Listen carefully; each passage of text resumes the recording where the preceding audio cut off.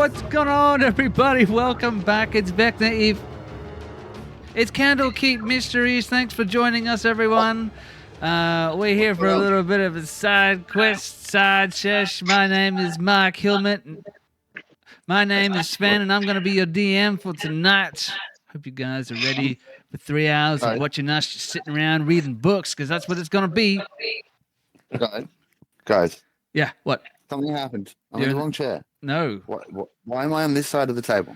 Yeah, I'm down the bottom. This is weird. No, yeah. No. I mean, I'm normally up in that chair. What happened? There's been a corporate shakeup. Shit. Oh well. You get that. Yeah, we needed some fresh ideas, so we did some focus groups. We synergized.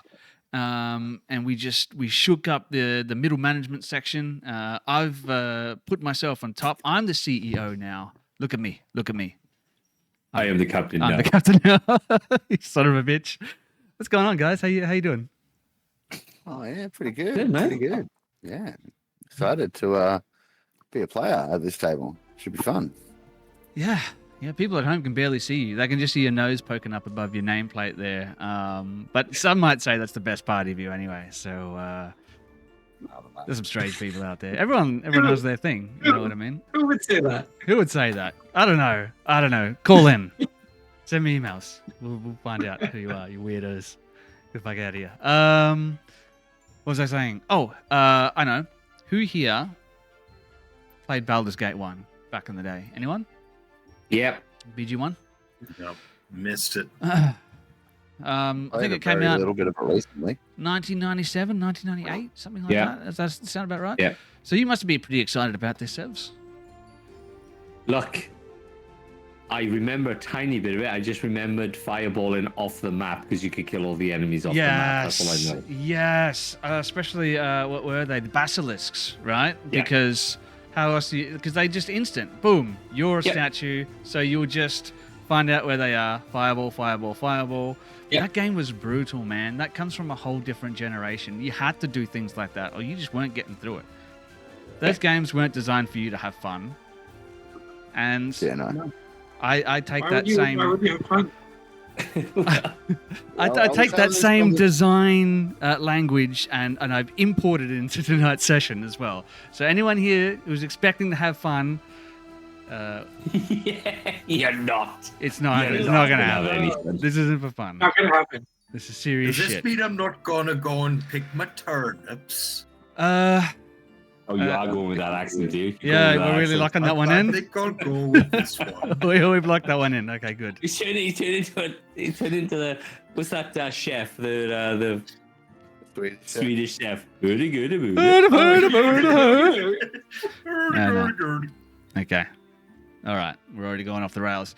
But that's the way that it should be because it's Dungeons and Dragons after all. And if you want to play Dungeons and Dragons at home, you can't do it without some dice because that's just called playing make-believe. And there are rules to this game, believe it or not. And those rules require, every now and then, a roll of the dice. If you want to roll some dice, there's no better place to get them. Where is it, Kieran? I believe it's called Fruit Bowl Dice. Fruit Bowl Dice? Really? What a strange name for a dice shop. Tell me about it. So apparently if you've got if you want to do a painting of something that's like a still life painting, you want to do it you want to do a fruit bowl. That's what most people do. They start with the fruit bowl. Yeah. And that's like the gateway to an art form. It's gateway drug. Similarly, Are you saying fruit ball dice is a gateway drug to crack? Fruit Bowl Dice is a gateway drug to a crippling dice addiction. You are absolutely correct. And You will God's never stop accessories. collecting They've got dice. some great rolling pads. Yeah.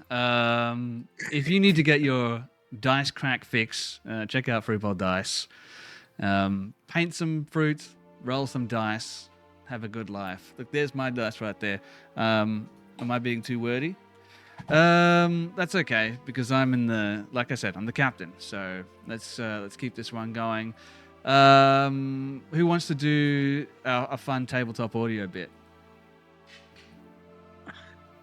just start it off without any prompting. Yeah, go. Boom. You're on the hot seat. Yeah, da, da, da, da, da, da, da, da, da. Do you know that song? Have you heard that song before? Da, da, da, da, da, da, da, da, da. Well, you probably heard it too much because that song is played everywhere. But if you want some original content for your D&D games, go to tabletopaudio.com. Tabletop what? Tabletopaudio.com. That's where you can get all your tabletop needs right into your ear holes. Yeah. Right up in your ear holes. You heard it here first, ladies and gentlemen. I feel like Tabletop Audio need to be paying you specifically, Kieran. I'll take a cut. I'll take a cut. Yeah. Send some Okay, money you my in. You're my manager. You get 30%. way. Sweet. I'll take it. 30%? Holy What a Christ. good deal. Yeah, 30%. 30% cut. That's the manager's got. That's around about Already how much effort 15. I put into preparing today's episode. For those people at home, if you don't already know, obviously Tuesday nights when we normally run Vecna Eve of Ruin, obviously we had one of our players unavailable tonight, and we were in a very important crossroad part of the story where we felt like it wouldn't be doing it justice without just being available. So Mark messaged me earlier on in the day. He's like, hey, do you want to run something else? And in some kind of delirium, I agreed to do it, so I had to quickly slap something together. And a little while ago, I was thinking about running tabletop. Not table. Now it's got stuck in my head, Tabletop Kieran. Audio. I was thinking about tabletopaudio.com, and I'm like, you know what? Ironically, tabletopaudio.com actually has a sound set called Candlekeep. So I was thinking about tabletopaudio.com, and I was also thinking about Candlekeep Mysteries, which is where tonight's adventure is coming from. So brand new characters, brand new story, and we might carry it over into the future should there be another situation in which, we have to do a side quest sometime. So it all comes together in just a bowl, a fruit bowl. A bowl of some kind of bowl that you put Yeah. lots of different high fiber content in. That's what this is. Speaking of high fiber content, we should go across the board and introduce our characters. I have not looked at your character sheets. I don't know what you're going to be playing today. No fucking idea. So for me, this is going to be as much fun as the rest of you, because I think most of you probably might have some idea about some of the classes, but not so much about stories. So we'll try and keep it brief because there is a big load of exposition we need to get out of the way at the top of tonight's episode. So we'll just go across the board, and why not start with our usual phenomenal DM, now in the player seat, Mr. Mark Hillman. What do you got for me? What am I telling you again? Sorry. Character? Your life story. No, your character. A life story? Well, they could kind of be one and the same because Jem had this cool idea and I kind of went with it. So I've made a version of myself for D&D, but a younger me. And I didn't want to play a bard because, I don't like playing bards really. So I'm playing a druid, but Circle of Wildfire, because back in the day I used to cruise around to like hippie festivals and stuff, and I used to spin fire a bit, and that was fun. So Wildfire Bard, Wildfire Druid, human, mid-20s, pretty straightforward. Good home life, musician background, wayfarer background with musician feet. So I'll still strum out a nice tune on a lute for you. On your feet. Yep. And otherwise, I'm just looking for fun times and where the party's at. Did you have the beard when you were fire twirling, or is that a later Yes. addition? Ooh, No, dangerous. Yes, I did have the beard and Yeah. the hair. Yeah. Yes. It's a dangerous combo. But you like to live on the Yes. edge. Speaking of people I who do live on the that. edge. Elric, what do you got for us? Who are you playing tonight?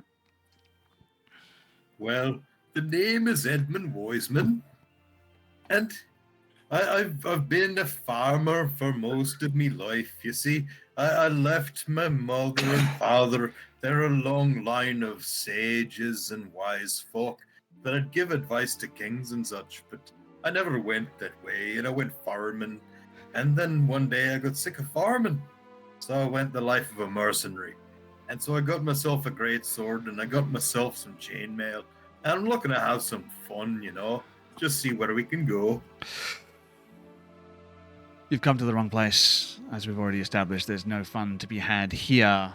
But if there was any fun to be found, our next player is the person who would be the first person to find it. Sevs, who are you playing tonight?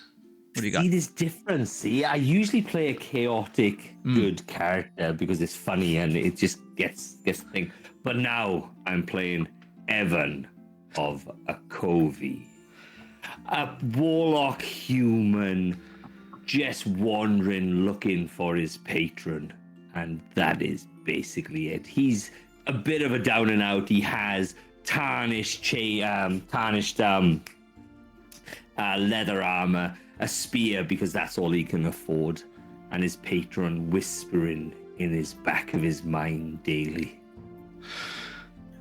Do we know who this patron is? Does he know? Do we know? You wouldn't know, and I do not want to say, just in case. Oh, okay. I like a bit of mystery. You can see it because you're the DM. You can actually just go and see it. But hey, Good. I don't want to ruin it for myself, though. Like I said, I like a little bit of mystery, and there's no one more mysterious than our next player. Kieran, who are you playing tonight? I'm gonna be playing Poindexter. I am a goblin artificer, and I like learning and books and not being shoved into lockers. fuck. We've come to the right place.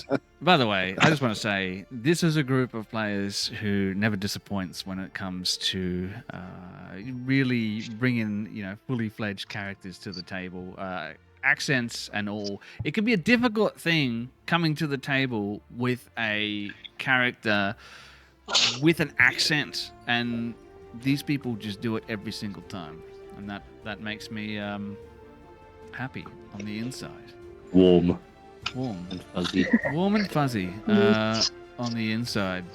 I don't have a segue to our next player, so I am just going to introduce you. Jem, who are you playing for tonight's episode? Well, it's very funny that you're saying that you love how everyone comes up with these amazing accents and things with their characters, and I think I'm going to have the hardest time out of everyone tonight because I'm basically playing a Hobbit version of myself, which isn't very far removed. So I'd like to think I'm significantly taller than a Hobbit. not really. Yeah, a little bit. Oh, I don't know, because I was about to be a human, all right? I'd done my character sheet, and I was like, sweet, I'm a human. And then I went, oh, no, there's a halfling, because it just suits me. So I'm a halfling, and I'm going to be a bard, but I'm going to be the kind of bard that offers encouragement rather than anything else. Rather than the one that just beats people down horribly with their words. You can't do it, you piece of shit. Yeah. Don't even try. Yeah, I'm going to be doing that, and then using this accent, which I don't know how I'm possibly getting it so right. I think I tend to play characters that are pretty much the opposite of me, and I tend to have the most fun when I'm playing someone who's like bubbly and silly. So I thought, why not just play myself? So I'm doing that, and get to be a bard, which I don't usually do, and I'm looking forward to it. And get ready for some cool accents. Very Australian. A bard from the city of Melbourne on the Sword Coast. Yes. Please tell me she's gonna swear. She's gonna say the C word continuously. Oh, you're from one of those fucking fancy city places. Lucky you. Yeah, Yeah, Mexico. la, la, la. no less. Yeah. Melbourne. Yeah, she's better than the rest of us. I'm from a little fucking steel mill town on the coast, so So, Melbourne isn't great. There are some good bits, but it's got its As problems. Kieran looks at his city crying because it's been I love the city. I don't know. Do you? I do. I love Melbourne. I do. It's always going to have a special place in my heart because I grew up there and I lived there till a few years ago on and off. But yeah, I like the sun. Fair. yeah. I like the music. I think you've gone mute. I miss the theatre, music, and shopping. Like for clothes that aren't the same as everywhere else. And Okay. coffee. Coffee's They big. make good coffee up here. They got I was some. so surprised. They're picking it up. Yeah. They're picking it up. They're picking it up. Ooh. Oh, I beg to differ, to be honest. I don't Really, drink in coffee. Townsville in particular, like I don't know whether a lot of Victorians have moved up here, but like coffee's pretty good. Pretty good. Well, Colin, let us know. What do you think? Townsville coffee, is it good? Rated on a scale of tabletop RPGs. I don't know how that works, but make it work. Figure it out.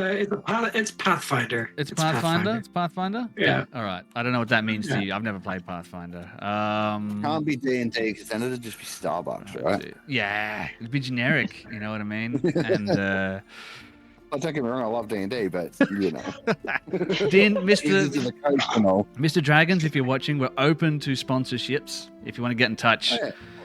you can also call in.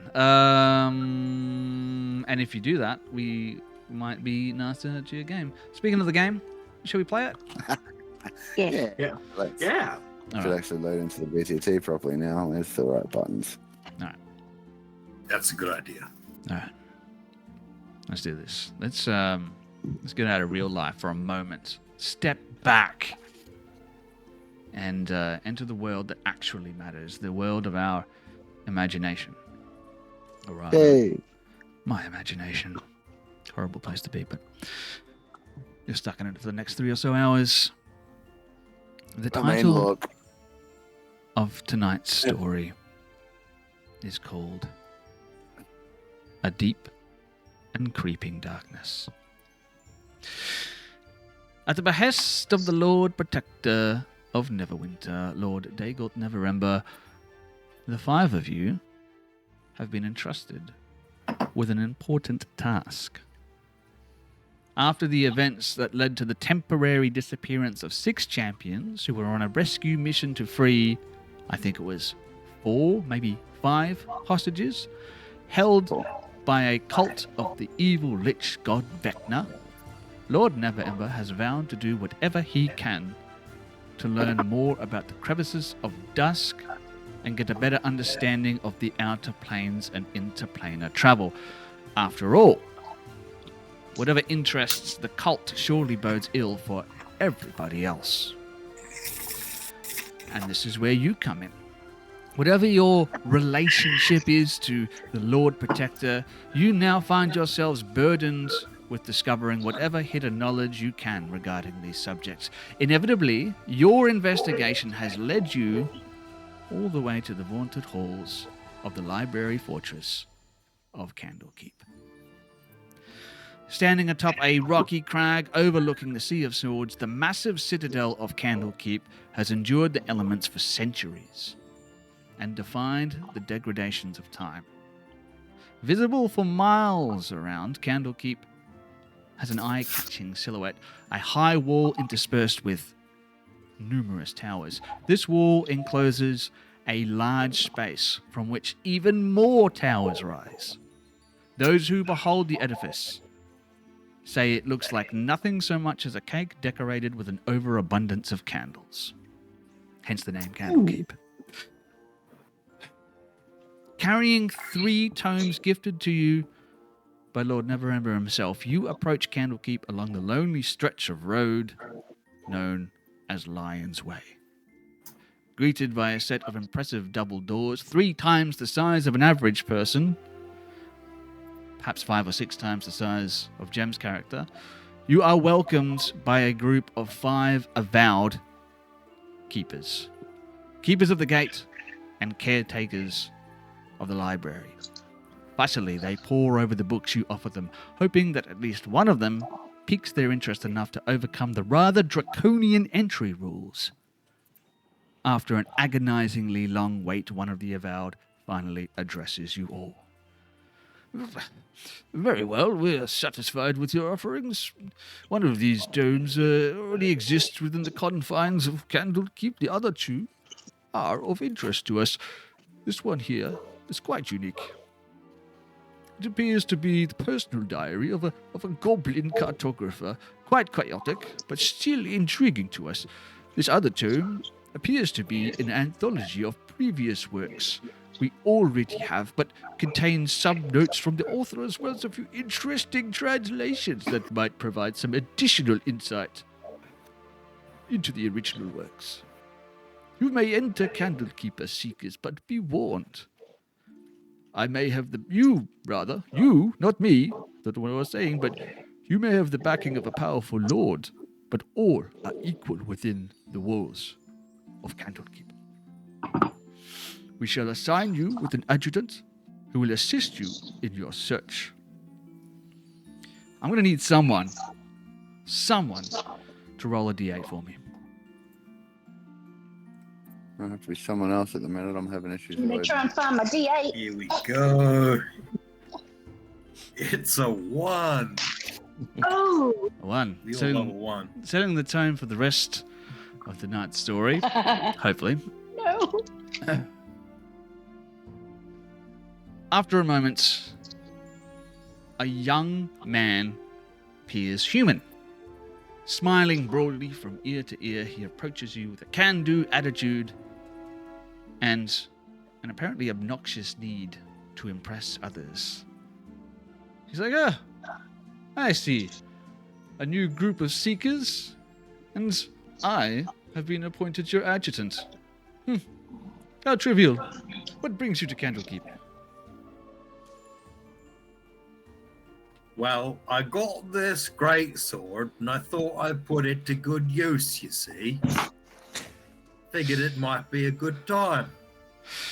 Well, I'm afraid you have no need for a sword inside the halls of Candlekeep. This is one of the safest places on all of the Sword Coast. I can assure you I have been working here for most of my life, and I have had many contributions to the arcane wards that keep this place safe.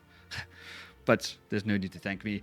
Is there anything that I can help you find? And your adjutant leads you into the outer courtyard of Candlekeep. Let me show you guys the map of Candlekeep. Give you a little bit of an idea of what we're looking at.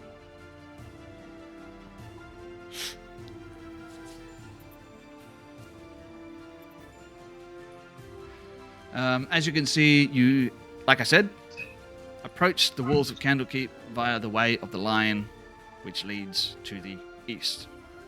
You enter through the main entrance, colloquially known as a gatehouse, apparently. And your adjutant leads you into the outer courtyard of Candlekeep and helps you settle into your accommodation, the House of Rest, which you should be able to see near the southern wall of the outer courtyard. Court of Air, I believe it's called. Yes, it is. Look at me. I know my shit. For some reason, it's not loading on this screen, though. Let me try and reload that. You're supposed to be able to see the whole map or just a section of it? Just a section of it. Just the Court of Air, essentially. Everything beyond the Emerald Door, and your adjutant can probably explain this to you as well, is restricted to casual visitors to Candlekeep. Only people who receive an invitation, essentially, from the higher-ups in this particular establishment can gain access to the inner courtyard and the works that are contained therein. You probably would have known this coming to Candlekeep, so not particularly surprising. And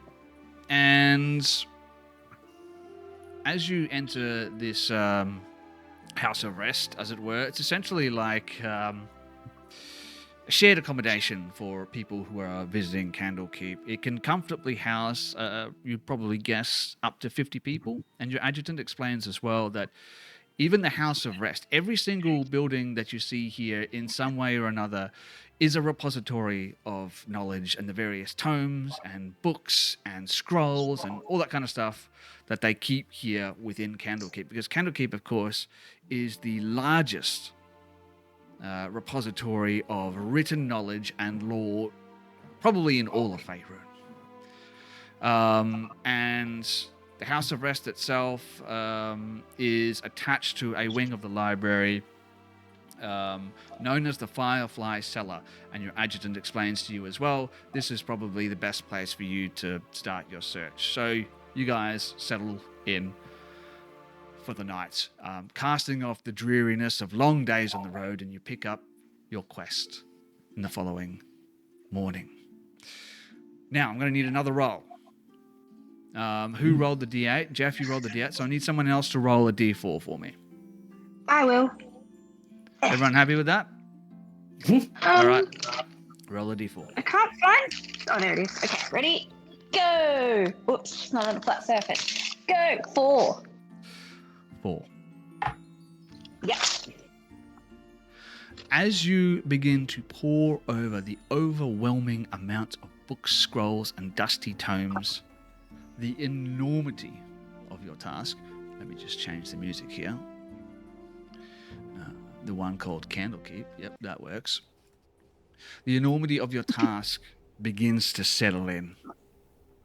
There must be hundreds of thousands of works within the library, and each and every one of them is an original work. There are fiction and non-fiction books, ancient indecipherable tomes, and books that seem to be little more than recipes. There's books about musical theory, agriculture, magic, romance, and a couple of ones of a more risque nature that seem to be conveniently tucked away into the deeper corners of the library. Do they have Tusk Love? Oh, yes, definitely. They've got 3 different translations and 1 graphic novel. Someone's definitely been to Exandria then. Thanks. Yes, 100%. Yeah, I mean, you've got books from everywhere. Some of them are in languages that, you know, none of you have ever seen before. Some of them seem to be just pretty much nonsensical to you as far as you can tell. So essentially, you're looking for a needle in a haystack. It takes you 4 days before anyone has anything that seems remotely related to what you're looking for. I need everyone to roll an investigation check for me. I'm so good at these. Nope. That's a 4. I've got a +7, and it's a D20, isn't it? D20 plus wow. 7, that's correct. Yep. Let's do it. 12. 12? Yeah. Looks like Edmund got a natural 20. Yeah, that's correct. I got a natural 20. giving you a 19. Natural 20? I was actually looking for a book about how the dog runs. And run, the dog, run. I thought you'd be looking for a book on farming, how to grow carrots and pineapples and pumpkins Yeah. and His things. intelligence isn't high enough to read about farming. That's what I'm saying. That's why I'm looking distastefully at you as you've caught on something that I couldn't even catch on because I'm a scribe and even I missed it. Yeah, I believe that like my role's probably spot on too, because I'd be extremely distracted by all the books. I'd be like running around, touching all the books, drinking hot drinks, and just very distracted. So 11 checks out actually. 11's, yeah, it's not that bad, to be absolutely honest. It's not that bad, but my whole mind is not but on trying to find anything out. It's just loving all the books and the vibe.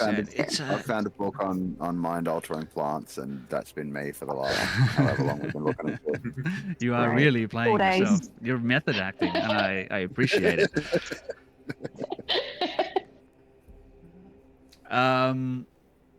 With your roles, I want to give you a little bit of a moment here for you guys to do a little bit of role play amongst yourselves. You know how well your character is going about their search. Like I said, it's a needle in a haystack.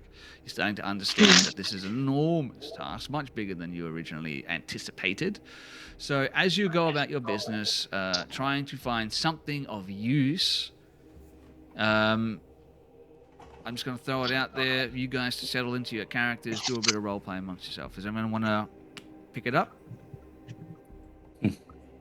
Can I ask what Poindexter rolled? I rolled an 18, which makes sense for me because I've probably read most of these books before at one point or another, I would All of them? I read most of them. What I would suggest is the best technique for making a tough problem a little bit easier is to triage. So we all take a different section and we slowly make our way through in a systematic way. I thought the best way would be to get like an inventory of this person that kind of showed us around. Isn't there like a alphabetical order to this nonsense? Oh, well, that's probably a good idea, but that involves dealing with other people. Has anyone seen a section of books that we probably shouldn't go into? Because what we're looking for might be in there. I mean, I don't know if people would really want people knowing that if you eat the right kind of mushroom, you can seek the gods. That might be restricted. This is what it says here, anyway. The book is upside down. What? Your No. book is upside down. The gods will see you, it says. If you eat the mushrooms, the gods will see you. Well, hey. I mean, I like putting on a show. Not a bad idea. All right, we need to find some of those mushrooms. Right. All Just right. be careful, because those mushrooms look a lot like mushrooms that can kill you. I mean, I know. I'm not stupid. Okay. It's pretty hard to tell the difference, though. He's just high. He's not stupid, he is just high. I mean, you know, you guys are talking about all this rolling and numbers. I'm thinking, like, what are you guys on about? All I've been rolling is joints. All right. So we established a couple things about these characters. Elbow. Mark, your character is how should we put this? He enjoys the extracurricular herbal activities, and we've also established that he enjoys a bit of voyeurism. So that's good. Can we talk to the guy? You said there's a guy showing us around. Yes, that's right. I am your adjutant, and I'll be here to look Adjutant. after all of your needs as you are required. My name is Adjutant I'm going to call you Adji. Adji. Hilgard. Yes, that's my name, Hilgard. Where are the books that we require? This is impossible. Well, You sent us to one certain section of this yes. library on a whim.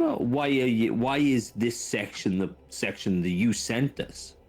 Well, I mean, this is such a vast repository of knowledge. It's impossible for anyone to have a full understanding of exactly. I mean, Candlekeep has existed for hundreds of years.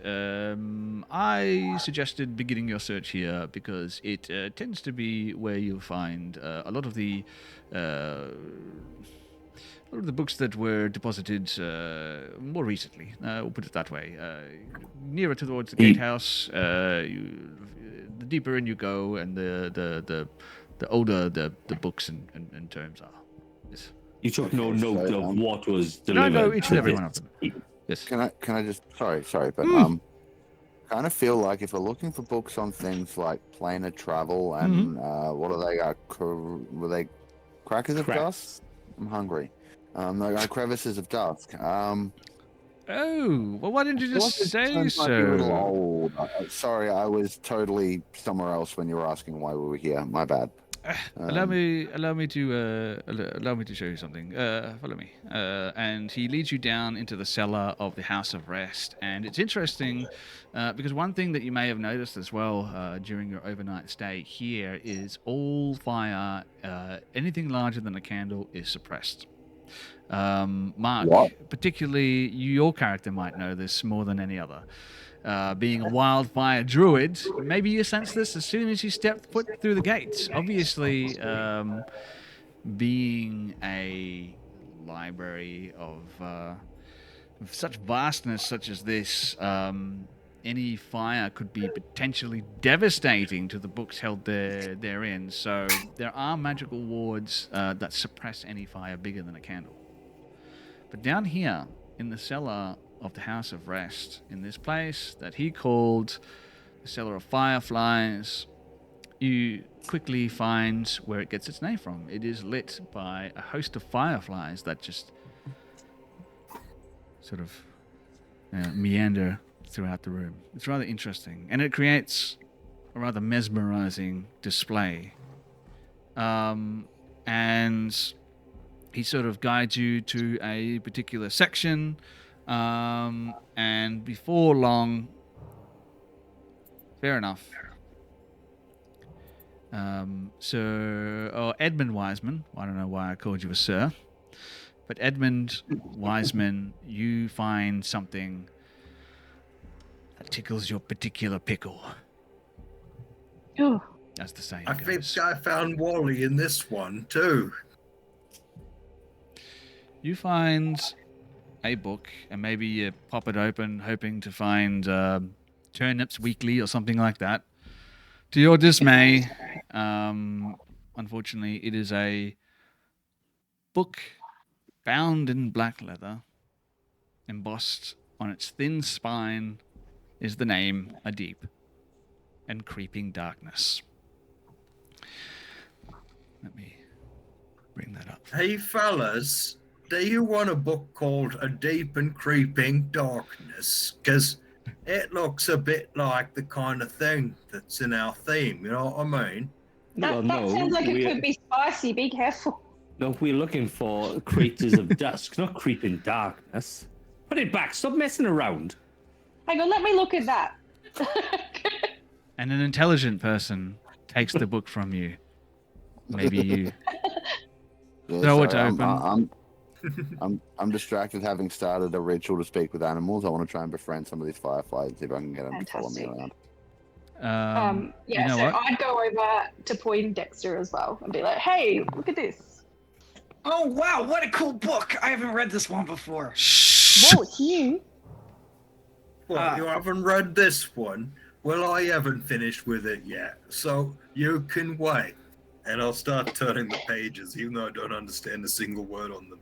Edmund, my man. Oh, that Edmund, looks. Oh, can you that read? looks really.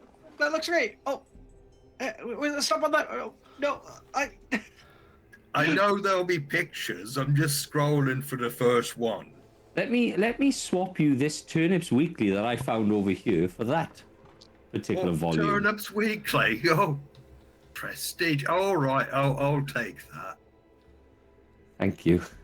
And I'll hand him this Deep and Creeping Darkness book, which is probably less exciting than Turnips anyway. I imagine there's like your character Elric walks away with Turnips Weekly, and you open up and like there's like a centerfold that sort of folds out of like a turnip, like reclining next to a pool or something.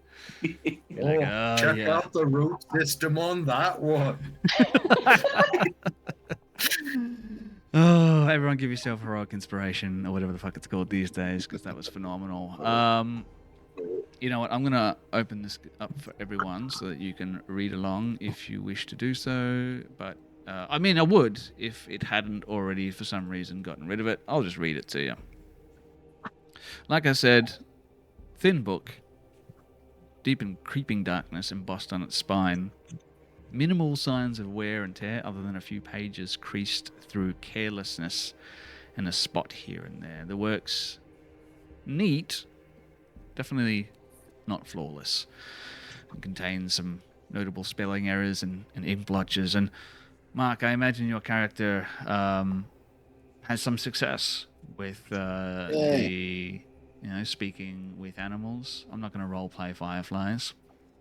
Yeah, I just want him to hang around with me and like, be a little bit of light sometimes. So I can almost picture this in my head. Maybe you've put the tome down like on one of the many sort of reading stations, those lecterns, whatever the fuck they're called, on an angle, and you're all sort of gathered around having a look at this book, and these fireflies are creating this miasma of light that suffuses the open pages of the book with this orange glow as you flip through. It is a It's quiet down here, obviously, being a library. There's not many people here at this point. Maybe one or another avowed, you know, making their way, looking for tomes of research or whatever. And you flip open the book, and this book seems to tell the tale of a mountain village whose residents went missing over the course of several months. This is what sort of piques your fancy, so to speak, because people disappearing, obviously there are some parallels between that and what the characters in Vecna experienced when they were jaunted away to the Shadowfell. And obviously, as Mark explained as well, this happens to people regularly, or at least semi-regularly in Neverwinter. Every now and then someone stumbles across one of these crevices of dusk and gone, never to be seen again. So there's some Not a parallels good way here. to live. And that gets your attention. After 4 days of just pouring through these books, you're ready for anything, any sort of connection that you can get. The book presents a series of vignettes allegedly collected from those who were there. Survivors, traveling merchants, second-hand accounts of residents of nearby settlements. It's unclear whether it is a fictional tale, folklore, or history, but the content seems to be factual, even though the language seems to be extravagantly dramatic. The town of Vermeillon, established after settlers discovered a platinum vein in the mountainside, did a booming business in both the raw ore and refined metal for approximately a decade. Because of the rough terrain and the harshness of the climate, the village never grew particularly large. It intermittently hosted a succession of traveling merchants who came to the village for a week or so, sold their wares, and just left. The nearest civilized settlement was 3 days' ride on horseback down the mountainside. The inhabitants named in the book include a mayor, Les Duverzin. I'll share these in the chat in a second as well. A kind and talented dwarf smith named Torman, and his wife, Blennis.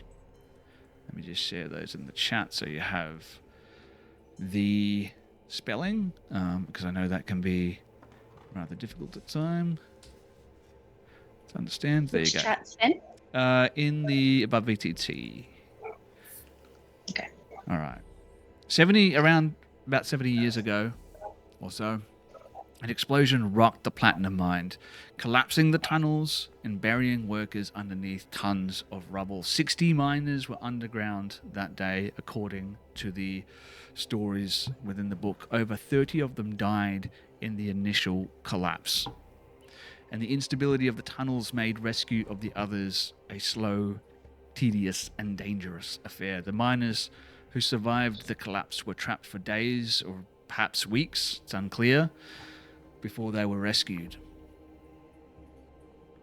All perished in the deep alone and terrified. 16 came out alive. 11 were never found. In the wake of the catastrophe, another horror plagued the village as people began to, again, disappear. Starting with the survivors. Not all at once. 1 or 2 would vanish in a single night, and then a 10-day might pass before the next disappearance. These unexplained disappearances terrified the remaining miners. After all the survivors either disappeared or fled, other villagers began to vanish.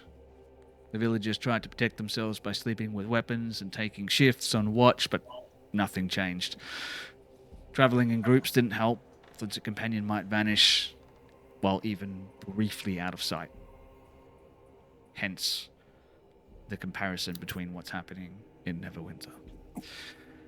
With no one willing to keep the mine open and the disappearances leading to fears that Vermeillon might be cursed, merchants and other travelers stopped visiting the village. At the end of this patchwork story, claims that the village is still there, though whether anyone inhabits it is a mystery. The volume's writer muses over the decline of the village, speculating about the fate of its inhabitants. various theories are put forward. Monsters of all different kinds. Psychological illness. All kinds of things. One amongst them, of course, being some type of interplanar vortex, where people were stumbling through, not unlike the crossroads of the Feywild, and of course the crevices of dusk. They wonder whether it would be worth hiring adventurers to see if anything remains of the village, particularly the Platinum Ore. Sketched on the back of the last page is a rough map of the village's location with directions from the closest mountain town called Faerûn. Now, you realize it might be a bit of a stretch, but with little else to go on, you can't help but draw those parallels between the events that brought you here and those that are contained within the book. You decide to investigate for yourself, setting out once more onto the road. I'm railroading Road you a little bit trip. here.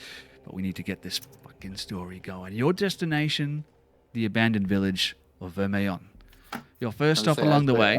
As we're leaving, I pull the loot out and I'm like, on the road again. I can't wait to get on the road again. All right, let's go. And as soon as we get on the road, I'm going to pull out my grey bag of tricks and pull an animal from it. All right. Do we need to make a roll for this? Or is this something... I'm afraid so. Yes, right. It's a D8. So Please tell me you pull it out and it's like a turnip that looks similar to a cat. Even better, it's a giant badger. That looks...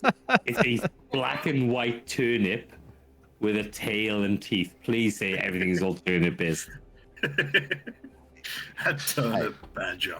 Hey, hey, You hey, notice- Edmund. Eddie. You've got a badger. Do you reckon he can sniff out some mushrooms for me? I'll ask the badger if it'll sniff mushrooms. Thanks. You notice that that Poin has a large metallic backpack on his back that he sort of is carrying around. Large metallic backpack. Yes. What's going on with that? Not the usual material for which to make a backpack? Interesting. Is he struggling with it? No, he's it's way too big for him. Like you feel like if he fell over on his back, he'd like be like a turtle and he wouldn't be able to get back up. But it's sort of kind of like those kids at school that have like all their books in their bags and like the bag. For every Australian child going to school with the books. Yes. And a massive backpack. So just like this massive backpack that's metallic in nature. And then... sorry. Oh, I was just going to say, because we're out on the road, and we're looking for mushrooms, I'd probably ask the group, like, are there any animals that would help us? Because I'm thinking of summoning a pig. Yeah, I once read a pig would sniff out truffles if a mushroom is a truffle. I'm sure a badger could do it. Yeah. Can you talk to the beast? Let's find I out. need multiple badgers before we get Roll a mushroom. survival for your badger. Okay. Roll a badger-based survival check. Are you proficient with badgers? I'm not. It's a big missing problem from my character sheet. I need to be proficient in badgers. I'm just Here's the thing, right, is that your badger is friendly wisdom. to us. Yeah, and I can talk to it. Oh, for fuck's sake. Yeah, man. and I can summon a familiar, which I can definitely talk to as well. Well, I'm rolling wisdom for the badger, and the badger can't seem to find anything clever. No. I'm proficient in herbalism. Can I have a look? All right, sure. Let's fucking roll some herbalism nonsense. See what we come up with. Here to find this village, not search the land for mushrooms? He's kind of right, you know. Yeah, I was just thinking, I like, can roll with advantage because of my glasses. and here's me also with herbalism proficiency +7 in survival, and I'm like, I'm not actually looking for mushrooms, guys. Oh, these I are just thought it really might be nice fun mushrooms. to have the badger mushroom. but it's just Ah. me, I guess. That's a good throwback. I enjoyed that. So what normally would have taken 3 days turns out to be a 7-day trip as you unsuccessfully scour the countryside. Badges. But we all become good friends. With the treasure of the friends that you made along the way. I surely find some mushrooms while we're doing that, right? If we're going to take a whole fucking week, might as well at least get some. Nope. No moisture. Nope. It's not moist enough. Damn it. Damn it. Tragically, Oh, yeah. this is a mushroom-free area of the world. Okay. Plenty of No lichen, problem. but just no mushrooms. It's a real tragedy. Lichen? Yeah. Wonder what I could. I'm just going to take some of that with me. I'm liking this character to you. Moving on. So, 3 weeks later, you remember that you were on a quest, and you get back on track. All right. You know what? Let's find out if you find any fun mushrooms.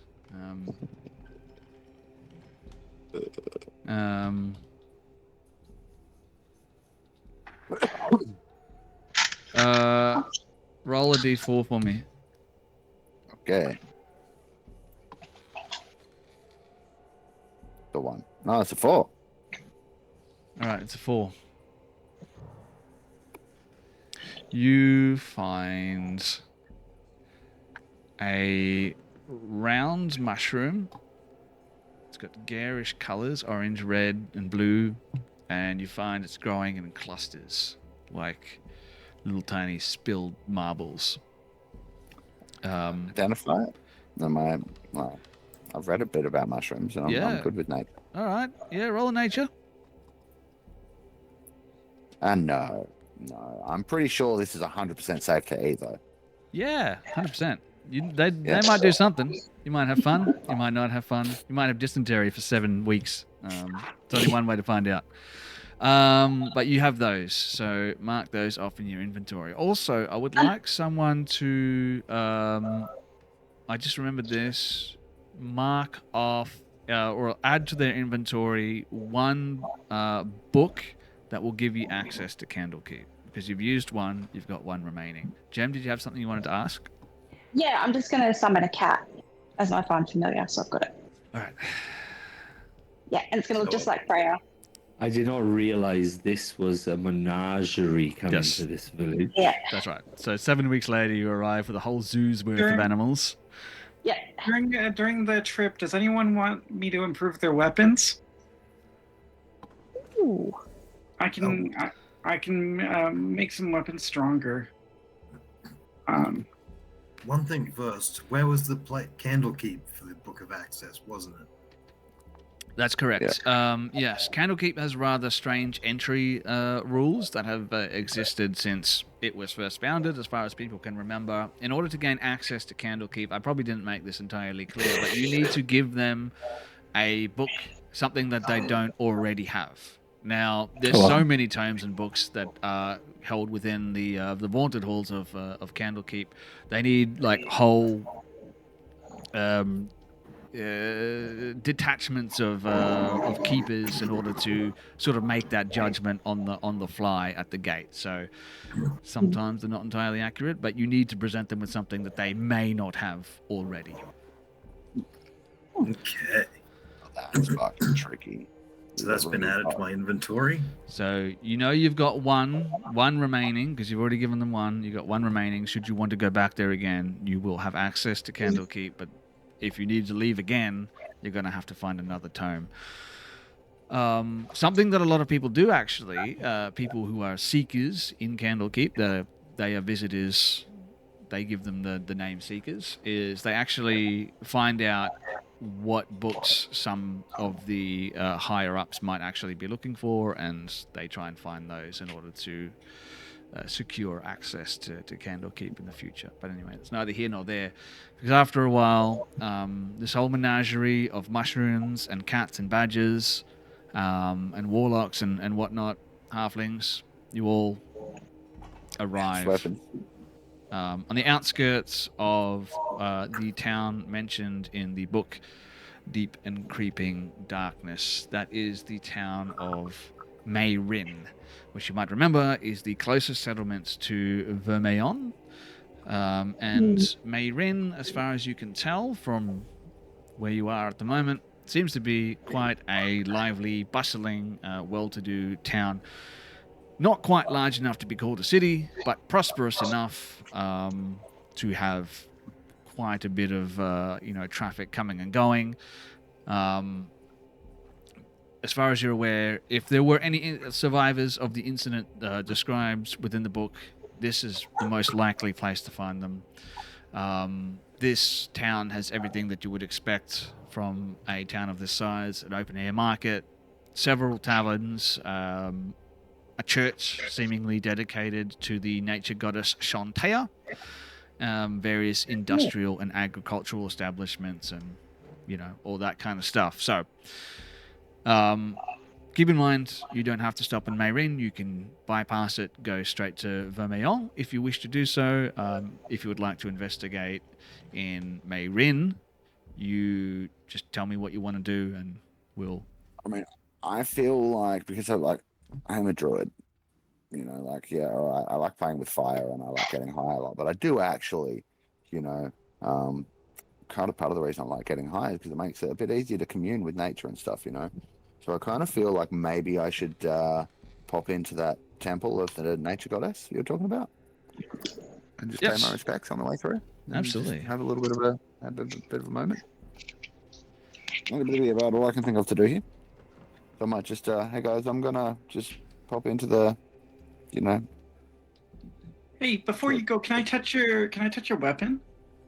I mean, What's with you and weapons, man? probably not the best person. Maybe, and I'll point over towards Eddie, Dragonborn fellow with the big sword. Maybe the big sword. Yeah. Have you got a perversion against weapons? You just want to touch weapons? Oh no, definitely not. No, I'm not. I have nothing like that. No, I'm really good at improving weapons, and I want to use just by touching them. You can improve a weapon just by touching them. Yeah. Do you want me to show you? No. I would keep your improve? hand away from my weapon. I'm up for it. Can you actually improve a +1 great sword? Is that within your abilities? Well, if it's already +1, I might need to see about that. But I can generally do some cool stuff with it. So he touches it, and he's going to infuse it. I'll need to check what it actually, if it. Yeah, you get a +1 bonus to your attack and damage rolls. Oh, wow. Yeah, that's a +1 weapon, though, isn't it? It's on top of the +1. Hey, that's I bite them. I'm like, oh fuck! Why do I have to be such a dick? Yeah. I've got these terrible little daggers that aren't ever going to be used, but I'd hand it over and be like, "Can you do anything with this? It's not +1. It just came in my kit." I can do the same thing I did for that other guy. Oh, fun! Thank you. And so he touches one of those daggers. Unfortunately, can't do both.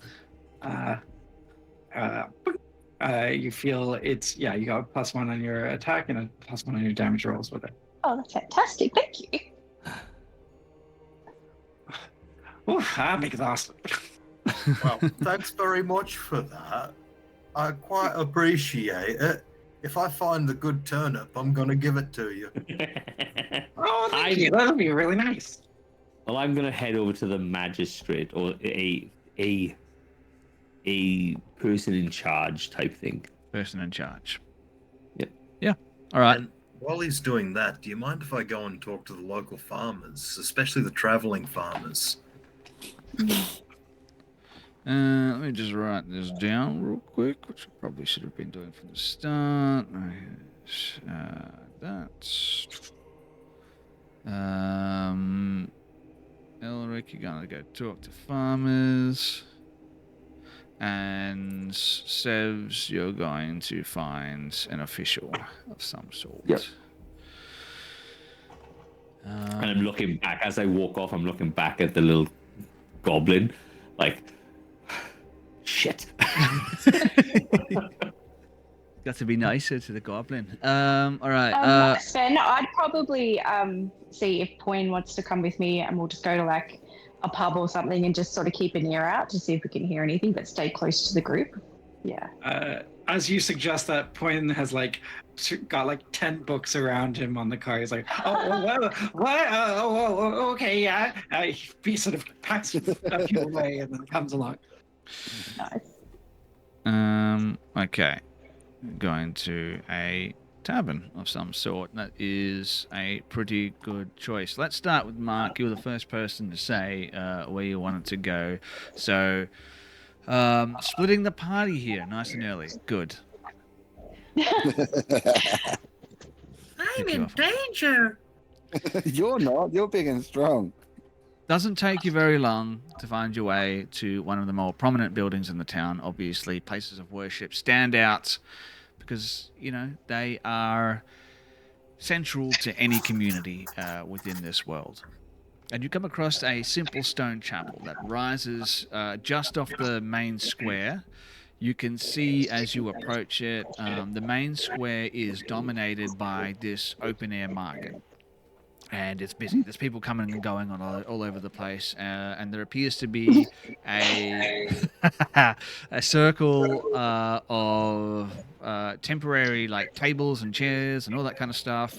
People selling their wares. It's quite a cacophony of different sounds and smells and voices and all that kind of stuff. But that is sort of drowned out as you step into this small chapel. There is a carved symbol of Shantea, which is a sheaf of golden wheat which is bound in twine. Do you have any particular deity that you worship?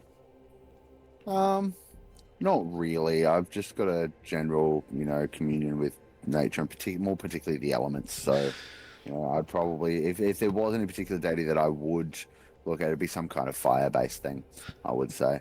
So not particularly this one. Just being that she is a deity of nature, I figured it would be appropriate to pay my respects as I'm passing through. Yeah, no, absolutely. And as you enter this small chapel, you are immediately greeted with an aroma that is familiar to you. I don't know your character's backstory necessarily, but I imagine you carry around quite an aromatic scent yourself.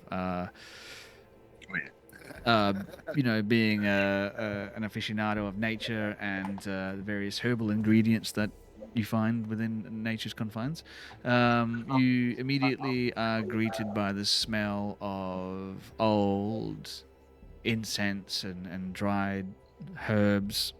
In fact, there are 6 stone pillars that run down the center of this chapel. Interspersed are these long wooden pews, and everything down to the very smallest detail seems to be have been worked, the stone, the wood, everything into these various representations of not just nature necessarily, but like agricultural things. Elric, your character would have loved this place. I was gonna say. Yeah. So really missing out here. But Mark, whatever your fucking character's name is again. What is your character's name? It's fine, I said. So just call him Mark. It's fine. Mark, your character Mark is greeted by what appears to be a woman. Maybe she's in her late 40s. She's got sun-brown skin, streaks of grey in chestnut hair. She's wearing plain green vestments that seem to have been patched many times over and over again. And as you enter, you can see there's nobody else here except for this one woman who seems to be making her way along the perimeter of the chapel and maybe taking down some of the older dried herbs and hanging some new ones up. And she turns as you approach and she's like, "Oh, well, good afternoon to you. A new face here in town. Please make yourself welcome. All are, of course, welcome in the house of Shantea. Is there something I can do for you? Not particularly. No, I'm just passing through with some friends. We're on our way to go and investigate a vermilion, something like that. And just thought I'd pay my respects on the way through. Oh, how interesting. It's not often we get people heading there. What might I ask would be inspiring such an endeavor? Not that I wish to discourage you, but a lot of people here, myself included, tend to think that Vermilion might be a little bit cursed. Well, that is kind of why, in a roundabout way. Like, not that we're chasing curses, but I'm not sure that it's cursed so much. But we've done some reading, and we're trying to find ways to get between worlds, I suppose. About the other planes, yes. Well, I'm aware of other planes of existence. The astral plane, of course, where the deities make their home. But other than that, I'm afraid I know very little myself. Well, that seems to be, the case with most. We've been sent by someone back in Neverwinter to investigate this. Or something. I don't. Really Neverwinter. Well, that's a ways away from here. Yeah, it's a bit of travel. I like the road though. It's good fun, But yeah, just got to go and check the place out and see if we can find out information on this stuff for the boss man that's paying the bills. So, but on the way through, this seemed like a good place to stop for a moment and gather some thoughts and maybe commune a little. Well, you're more than welcome to pay your respects to Shantea. But if it's stories out of Old Vermilion that you're after, maybe I can point you in the right direction. And we fade out from that scene, and we come up on your character, Elric, whose name is Edmund.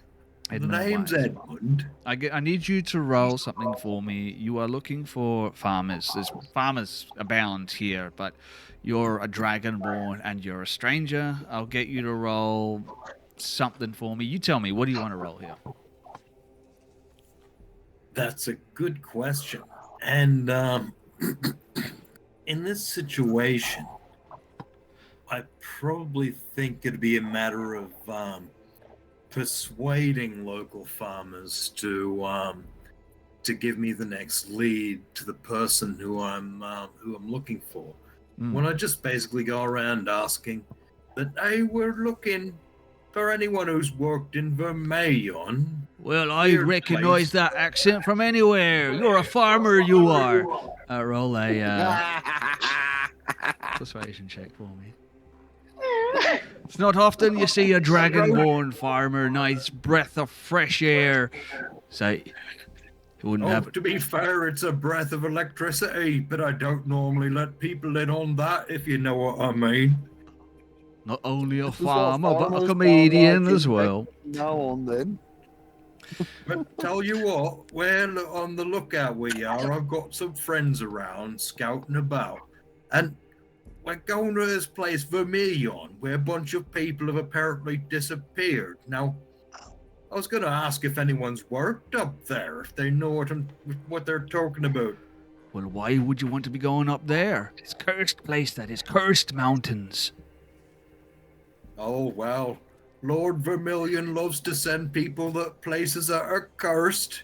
You know the farmer's life. Except now I'm doing more of a swordsman's life, you know. Thought about it myself, I have. Know how to swing a scythe better than any man.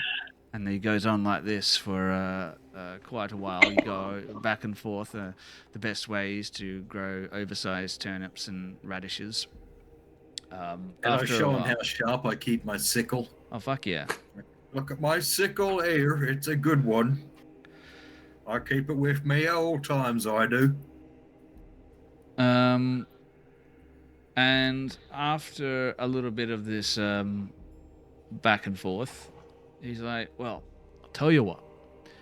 If it's information regarding Vermilion you're after, you might be looking for someone who experienced what happened there firsthand. There's not many of those folks left, not round here, not these parts. But if you wanted to talk to someone, I know where you could start. And we're going to fade out from that scene. We're going to come up on you, Sevs. Talk to me. Mm-hmm. You're looking for an official to talk to. Where would you go about looking for that? A magistrate, the sheriffs, or what you want to class it as, some type of soldiers, some type of person in charge, basically. Even like if it's just a blacksmith type thing. Blacksmith or something. Biggest house. Biggest house. You're making your way through the streets. Maybe you roll something for me here. Maybe an investigation check might be something that we could do.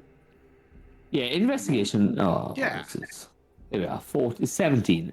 Or even a 17. scribe of something like that. Even something like a library if they got one here. Yeah. Yeah. Okay. You come across what appears to be a guild hall for the merchant class of the city. And outside, you can see there is a thin, young half-elf man. Can't be any older than 16 years old. Close cropped hair hidden underneath one of those little berets. He's got those big fucking things that rich people wore around their necks. And he is... whatever it's called. Rough. He's hastily, he has like a long feather quill, and he's trying to keep up with all of these items that are being loaded and unloaded onto wagons and stuff as people are coming and going. What do you do? Just walk up, and obviously he's trying to keep. Has he got anybody in charge of him, or is he the guy trying to dot down all the information? I'm not going to get you to roll an insight check for this. You get the feeling that he is someone who might be a little bit more junior in this particular establishment or organization, rather, who seems to have been lumped with the job that no one wants to do, and he is doing his absolute best, being a junior person within this organization, to try and keep up and impress whoever it is that gave him this task in the first place. So you can even see maybe like beads of sweat starting to form on his brow as he's hastily trying to keep up with everything that's going on. People are coming and going. You can hear porters screaming, barking orders to each other, and yeah, it's quite a chaotic scene. And he's just trying to make sense of it all. I'm looking for some information. Yes, no, you could just unload around the back of the docking area for me. If you could just do that real quick, I'll get around to it real quick, and I'll just if you could just sign the documents and leave them attached to the notice there, that'd be great. I need information. Who is your manager, your boss, your... Oh, I'm afraid he's quite busy right now. He's out of town. What can I help you with? Are you a guild member? I am not, but I need information on Vermilion. Vermilion. Oh! Yes, I have heard of that. I've heard some of the more superstitious lot talk about that place as if it were cursed, as if something terrible happened there. But I personally, I don't have any experience with it. Of course, you understand. No, don't put that over there. No, that's not safe. If you're going to load it up, you're going to need more than one tether to lift that off the wagon. Jeez. Where are these cats going to? Here and there. Does any of these wagon drivers go past Vermilion? Oh no, definitely not. no one has any need to go up into the mountains these days. The mines there, as far as I'm aware, they've been shut down well before I was born. Long before I certainly picked up the quill and took on this job. I love my job, by the way. Can you tell? Put in a good word for me. Who is the eldest in the village? This particular village? No, the other one that I just came through. Yes, this particular village. Oh, apologies. Sorry, I just have a lot of work here. I'm just trying to keep up. The eldest of this village would be the Baron. Yes, I'm sure that is the correct position for someone in this sort of thing. But if you're looking for information regarding... Point me where the Baron is. Well, unfortunately, the Baron doesn't see just anyone. You would need a notice from one of the guild members if you wanted to get access to him. However, I can give you a little bit of advice. One person who you might be able to speak to, someone who's been here for quite some time, because the Baron has a fair love for all things floral, believe it or not. Indeed, I have been in charge of deliveries of flowers to the Baron's address for a little over a fortnight now. Hard to keep up, you know. But if you speak to the florist, she might be able to put in a good word for you, and she might be able to arrange a meeting for you. You cannot write me a note to see the Baron on your little piece of paper there? Oh, absolutely not. I don't have that kind of pull, that kind of sway. As you can see, they've lumped me with the worst job. I mean, the best job. I love my job. It's great. I love my life. Basically, what you get out of this guy is the florist. There was 3 boxes, not 2. And I turn off and look for this florist. All right, you head off and looking for the florist. Shit, she's fucking right. It was 3 cards. Damn it. He scrunches up a piece of paper as you leave and like throws it over his shoulder. Starts scribing things down again. And then we flash back to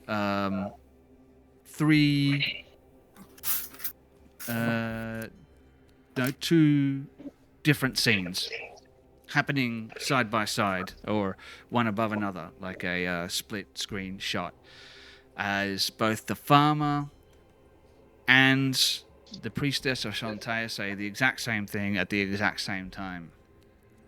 If you want information about Vermeon, the best person to talk to is the barkeep, Lucas Grosvenor. And then we flash out from that scene. Lucas Grosvenor, right? Lucas Grosvenor, yeah, that's right. Lucas Grosvenor, he was there. He saw everything firsthand. He's been in these parts well over 70 years. He's he's a good man. Bit dour. Don't get on his bad side, but he's a trustworthy man. And we away from that scene, and we come up on Kieran and Jem's character, who happened to be in that very same tavern. A tavern called the Bored Weasel. A mid-range tavern and inn. The Bored Weasel features a dining area that seats 40 people comfortably. It's got some bedrooms, tubs that you can rent out to wash off the dirt and grime of the road, so to speak. And at the bar, you see the barkeep, obviously. You don't know who it is. Perhaps Mark and Elric's character do, but you don't just yet. And it looks like this. He is an older man, tuft of grey hair. He's leaning nonchalantly upon the bar, doing barkeep shit. Maybe there's some people playing some dice games, some people, sitting quietly having a meal, some people having a drink. I'm going to say it's the afternoon. So maybe, this is when business is at its busiest. What do you guys want to do? Well, I'd like to, I'd probably go up to the bar and say, look, do you have any fancy drinks? What does this guy sound like? Yes. I have absolutely no idea what this guy sounds like, and I'm running out of accents here. It can sound like you. That's fine. Fancy drinks? No, we don't have anything fancy here, I'm afraid. Just we've got ale, we have wine, of course. We don't try to stock anything that the locals can't afford, Want to be And I look at accessible. Point and go, Point, do you want a wine? No, that's okay. But I'll take a glass of milk. We'll have a wine and a milk, please, barkeep. Yes. Would you like me to put wine in the milk? No, separate, please. No, it's a Could local you make delicacy it 2 here. glasses of wine, actually? I don't want to have to wait in line again. We like to milk the wine and the milk together. We like to put them together, and we create a local delicacy. It's curdled wine milk, and I think we need to take the wine and the milk because it'd be rude not to if it's a. Yeah, can we just give us a jug, of please? course, what I can do for you, I can put the wine in a shot glass and put the milk in a cup, and you can do it like a Jaeger bomb. You can drop the wine into the milk. Yeah, this is very favorite among the farmers around here. And he does that. He gives you 2 mugs of fresh, unpasteurized cow's milk, and a shot of red wine. 2 shots of red wine. It's like that would Fantastic. be 2 copper pieces each, so 5 copper pieces. I'm not the kind of druid that can cast restoration, just so you know. Pardon? I'm not the kind of druid that can cast restoration, just so you know. Okay. All right. I'd sort of ask for a tray and take it back, but as I'm walking off, I'd be like, hey, have you heard of a place called Vermilion? I don't. No, not really. No? I haven't left Candlekeep, or I haven't left Neverwinter before, so this is quite exciting. This Sorry, is really dangerous. but I do know a thing or two about platinum. Oh, what do we know about it? Did you know that platinum is likely from another planet? Of the meteorites that we've examined, the meteorites tend to have a higher percentage of platinum in them. So, which has led researchers to conclude that platinum is probably from another planet. Would we be smart enough to be able to be like, could that be linked to the whatever's happening with the disappearances or anything? Hey, you know what? I dig it. You could probably roll a check. You know what? I think Arcana would probably work for that, because it sounds like I can't think of anything else. So roll an Arcana check. Very appropriate. It is 21. 21. Yeah. Excuse me, sorry. As far as you're aware, you have no reason to believe that platinum has any particular magical qualities. Of course, it is a very, what's the right word here? Rare mineral or metal thing. And obviously very expensive, very sought after. And what I can give you as well, you roll quite high, is that in order for a platinum ore vein to be abandoned like this place apparently is, obviously it would take quite a fair bit. Most enterprising folk would jump at the chance to get their hands on a vein of platinum. So the fact that it's abandoned speaks volumes about how people feel about this particular sort of situation around Vermilion. Then this point I would say is probably when Mark and Edmund arrive at the tavern as well. And they see us drinking a jug of milk. And wine. Poin's got 2 jugs of milk, and I've got 2 shot glasses of wine. And I'm trying to sip my shot glasses slowly so I can enjoy it. Unpasteurized, just like I like it. And you can see just little chunks of curdled milk running down his chin. Oh, at least it doesn't have wine in it. That would be a sight. My God. Oh, yeah, I know. I'm glad that we decided not to actually do it. I think the trick would be to drink it really quick before it curdles. Oh. Yeah, and let it curdle in your stomach instead. Yeah, that's good. It's the only way to drink your wine shot is with. So I'm looking over and my shot glass is empty, and I look over at the barkeep and I'm like, "Yay, we did it!" Because I don't want him to be offended. And he gives I'll be you. right back, guys. Just thumbs up. assume I'm kind of like hanging out in the corner because I'm a bit high. Your character or drink. you as a person? Both. Okay, all right. We'll assume that. Also, my foot's cramping up. I've got to go and walk it off. Okay. I'll be right back. Walk it off, man. Don't say that injuries can't happen when playing Dungeons and Dragons. Edmund, you've just walked into the bar. Maybe Mark's not there yet. Okay, well, I'm probably going to order me a fine ale, the average thing a farmer would get.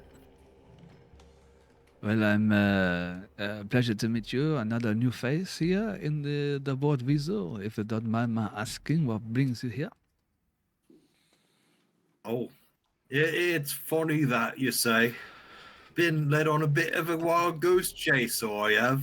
Oh, Someone said a bit of a celebrity be in this bar, and I've got to meet him. well, there's no celebrity here. I'm sorry to say. Maybe the Baron will come around later after buying some flowers. But at the moment, I'm afraid it's just me and the locals. Oh, would you like to have a shot of perhaps some orange juice to mix with your ale? No, just a straight ale will do me. I don't do shandies. Oh, I'm afraid. But the celebrity I'm looking for, he's Yeah. a fella called Lucas Grosvenor, he is. Oh, that is I very interesting. reckon I happen to He be Lucas. survived. You found your celebrity. Flattering. No one ever calls me a celebrity. Really? I've been looking forward to meeting you. Great things I have. How flattering. Pleased to meet you. And your name is? Oh, you can call me Edmund. Edmund Wiseman, they call me. Well, Mr. Wiseman, it's very nice to meet you. So you're looking for me. What exactly brings you looking for old Grosvenor? Well, there seems to be this place called Vermilion. Or And as you say Vermilion, that, or- like a darkness creeps over his expression. And his hand drops to the bar, forms like a loose fist and thuds lightly on the bar.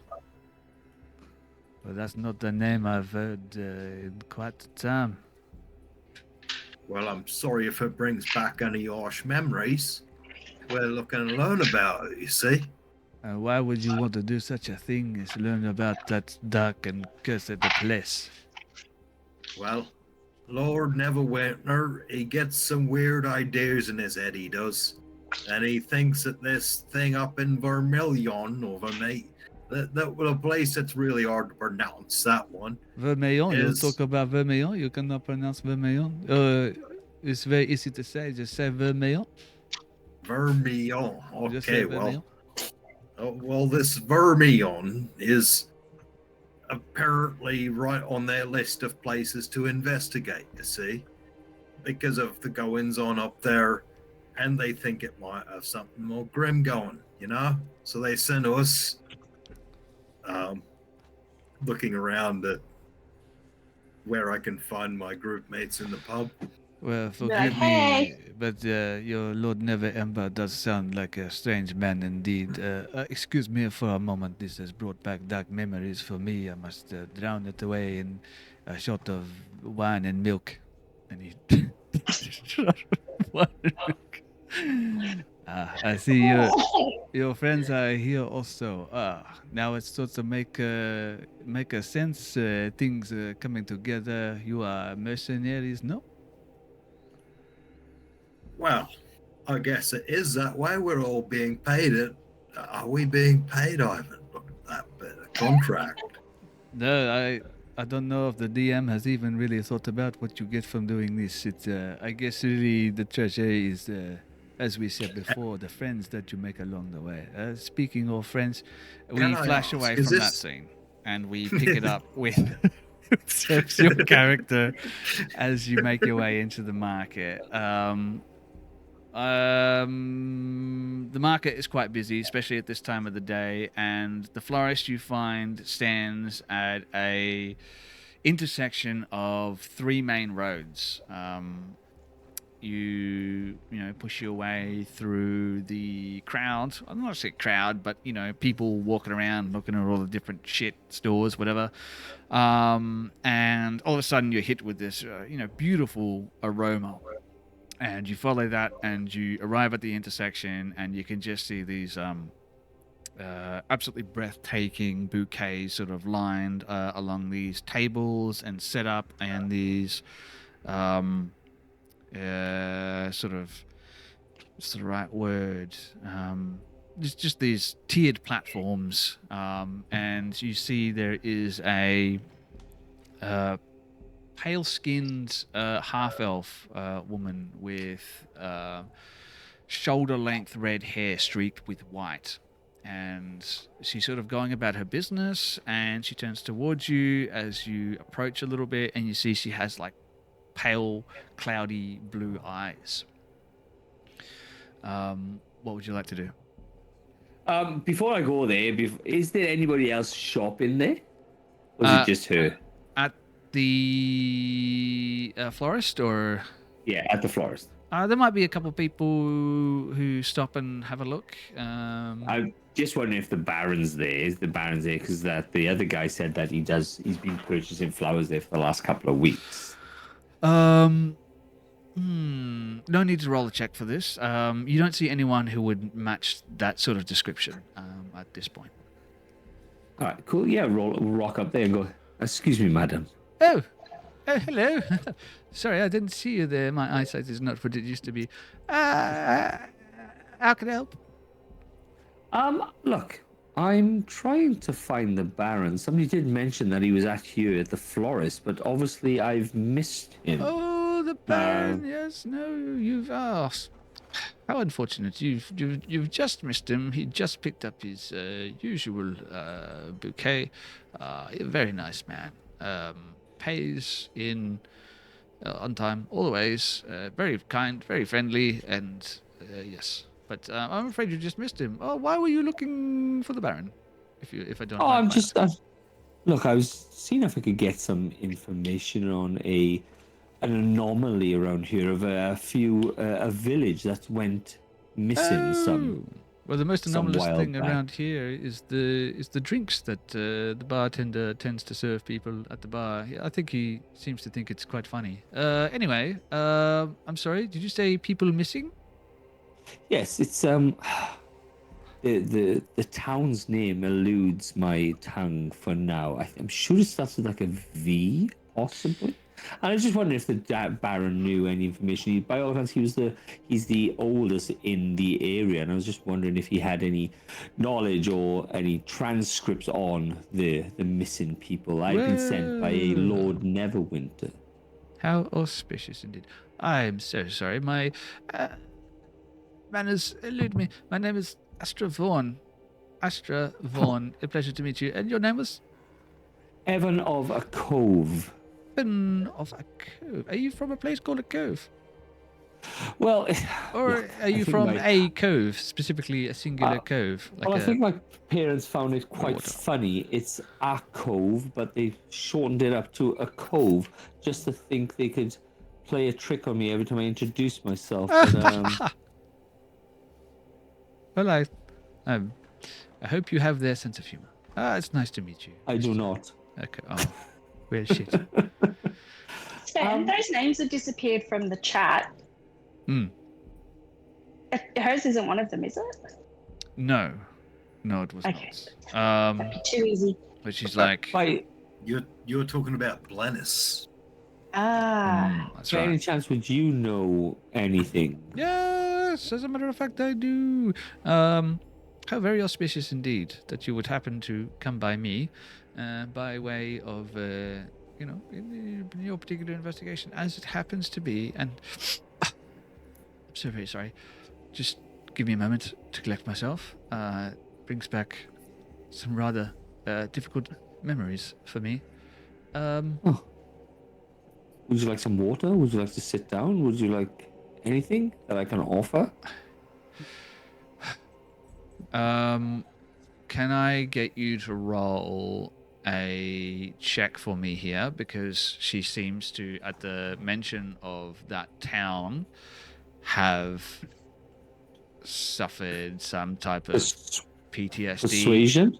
flashback. Persuasion? I'll take persuasion, yep. I'm gonna look. I am going to think. I'm gonna use a look. Let me just see what happens first. Let's say 5. I'm gonna use my heroic inspiration to try it again. Might as well, it's getting late. Yeah. Let's throw the kitchen sink at this Oh, one. for fuck's sake! Yeah. No, That's a 9. I'm sorry. It's too much. It's too much for me to bear. I'm sorry. If I see the Baron or the governor or whatever it is that I said, or that other man said that he was, I'll be sure to put in a good word for you. But Before I depart, please let me. What is your favorite flowers? What is yours? What is your choice that you generally give to the Baron? hyacinths. Hyacinth. Yes, Is that because they're your favorite, or is that just his? because it was the first one that I thought of. Because they're the favorite. No, they're the favorite of the Baron. They he must get them for his betrothed. Betrothed? Oh, he's Married due man. to be married. Married. Yes, married. I don't know what His- betrothed means. I'm sorry. His His wife. love, his love is still strong. After how long has he been married to his betrothed? 30 years. 30 years. That is Yep. significant. It's a long time. And how long have you lived here in this town of yours? Oh, I came here when I was very, very young. I must have been 8 years old when I came here. That must be 70 years ago. 70. Oh yes, a very long And- time. And did you come from a town further north to the south? Oh, Which it hurts too much to think about. Oh, so you came from Vermilion. You're a part of this. I was under the impression that everybody had disappeared from Vermilion, and I pick up another bunch of flowers. What type of flowers are these? I thought you were going to say I pick up a sword. Slasher. Schnozberries taste like schnozberries. Oh, there's a chrysanthemums. Beautiful. Yes, they grow wild in these parts, and I go about and I pick them with yes. And so you obviously came from Vermilion. Is that why the sudden change in heart, the sudden palpitations that I can see? Yes, across well, your face? I do apologize. I was very do not young at apologize. the time, Do and not apologize. to be entirely honest, I don't know what is just merely childlike flights of fancy and what actually happened. But I have such terrible memories of Vermilion, and I've tried very hard to put that life behind me. It's true, not many Yeah. survivors. In fact, there are only 2 of us here now left, and I keep, a close friendship Who's- with Lucas. Lucas. Yes, if you have any questions about Vermilion, it might be better to ask him. Like I said, I was but May a I child. offer something to you? Oh, are you I am- positioning me? You're not my type. You're too young. No, you're too young. I will be going to Vermilion. Don't worry, Evan. You got to shoot your shot, buddy. So I will be going to Vermilion, and I will be entering this town. If you could think of your abode that you used to live in, and you had something there that might still be there, if I could pick this up, would this ease your mind of these thoughts that run through your and scare your person? Well, it's so very kind of you to say. I'd like to think of everyone kind of like we're all kind of like flowers, aren't we? Some people bloom and others wither. I would be so very sad to hear that you would wither. You're such a kind man. I know we've only just met, and I turned down your proposition earlier, but I find you quite well spoken and can't help but be drawn to you. I, like I said, was but a child at the time and have only the vaguest memories of living there myself, overshadowed by these terrible experiences that I still carry with me somewhere, locked away in the deepest corners of my mind. But it's very kind of you to say. I know that the barkeeper, Lucas, in our conversations, he has mentioned that he has a deep and terrible regret. He wishes that he could go back, but he cannot gather the courage for himself. You see, You mentioned the Lucas is the barkeep? That's right. He lost his wife. Yeah, put the flowers back in the pot and leave. No. Wait. Stop. I'm trying to... bring these flowers with you. Okay. Well... She's fucking boring. Going back to my flowers. All right, and we go back and we join with the rest of the party. Mark, your character's there. And Sorry, I thought this was happening in the tavern. That's why I was interjecting. No. It's a different location. So at the market. Is there anything? You know what? Maybe if Sev's your character rejoins the rest of the party and sort of let them know, what you went through as well. Maybe Lucas can be like, yes, she is of course correct. We are the last two remaining survivors of Vermilion here, and I do indeed have deep regret what happened. It's difficult to live with myself. That's why I try to drown my regret in wine and milk. But Speaking of which, do you have more milk? No, you've had enough. You're cutting you off. You've had too much milk already. I'll let you know when I've had enough. You can have one. Give me another piece of Whoa, Boyan, calm down, buddy. It's okay. It's okay. Get your friend under control. We're just gonna get you some orange juice and maybe some coffee. Is he lactose intolerant? Is this the reaction that you have? I'm not sure what's going It's on. unpasteurized. Not good. Look, what I'm trying to say before your tiny childlike friend, green football head-shaped friend, interfere. You call it a football head. No more milk for you. You can't handle your milk. You're not welcome here. What Now was I let's saying? calm down, lad. He knows Calm he down. knows milk isn't alcoholic, yes? Not entirely sure. Is this milk alcoholic? The word milk drinker, doesn't it? It's unclear. But I'm pretty sure that this milk has undergone fermentation. Lucas, after some of this back and forth, Lucas will tell you that he used to live in Vermilion. He was a miner along with his wife. He was not Could he be working. married if he was underage? Why was he underage? Well, He said he was a minor. Ah, Oh wow. Sorry. Oh. I'm sorry. It was right sorry. there. Elric, do you have anything to say about that joke? I think it was a great takeoff, but the landing could have gone better. Could have stuck the landing on that one. Oh, well. No, you're surprised to find that Lucas is 95 years old. 70 years ago, he was Oh, was it? 25. And he was married at the time. He and his wife were both working in the platinum mine. He was not working on the day of the tragedy. His wife was. She died he survived. He left before the other disappearances happened, but he has lived with regret for the rest of his life because he's never been able to go back and lay flowers at the grave of his wife. And he does ask you as well. And he's like, I do not have anything anymore of my wife. Everything is gone. If you're going to Vermilion, perhaps you can bring a small comfort to an old man. I don't know how much longer I have left in this world. I would like to hold one last time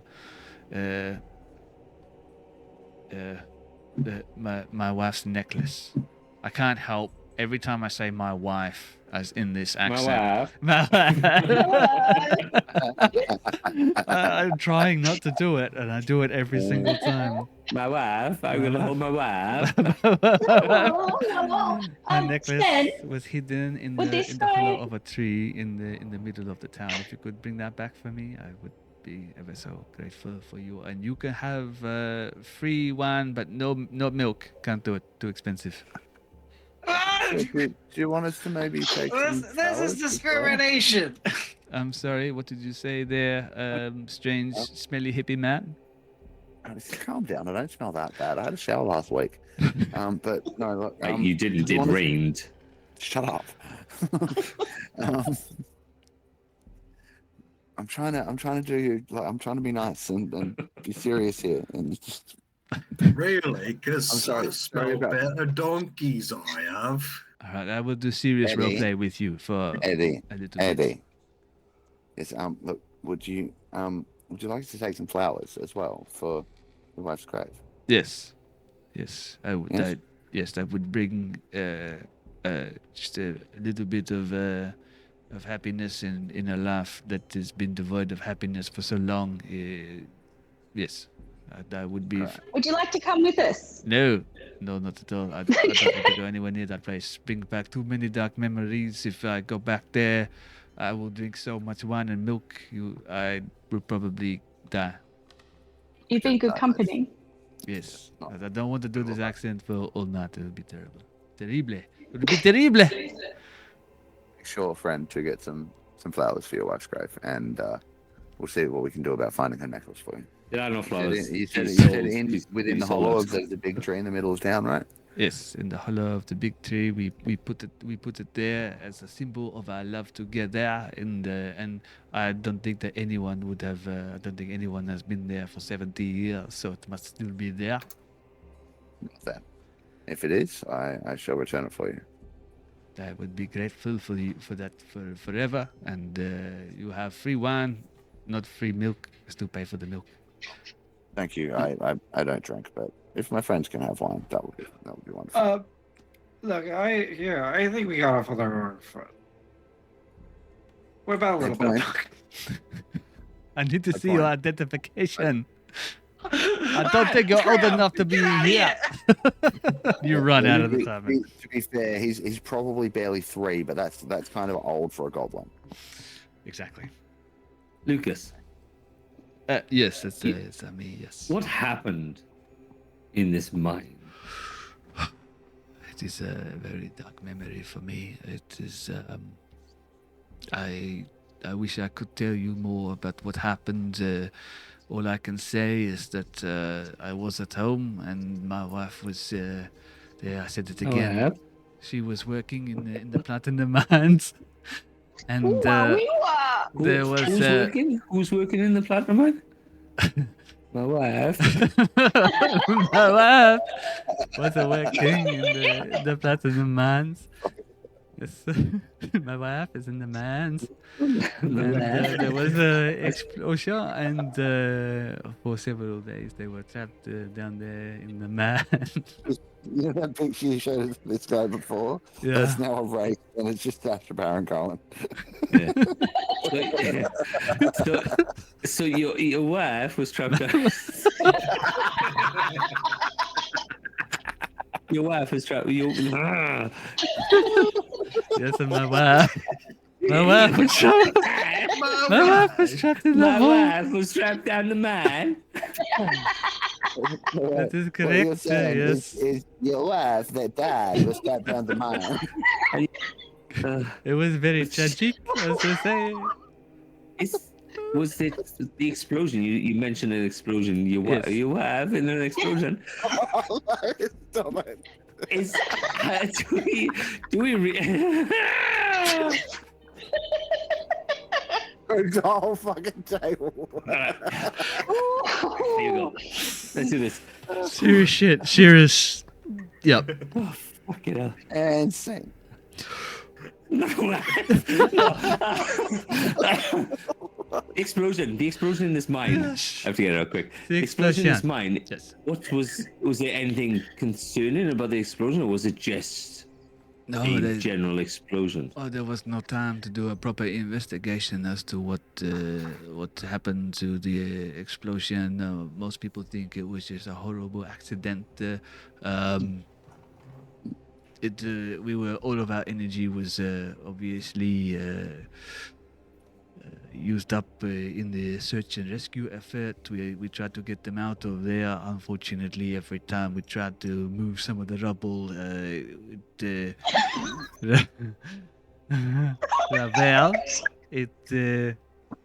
we risked, unfortunately, more collapse and cave in. And by the time we got to those poor unfortunate soul who made it out alive, I've never seen a look like that on a person's face, not before that time, and not ever since.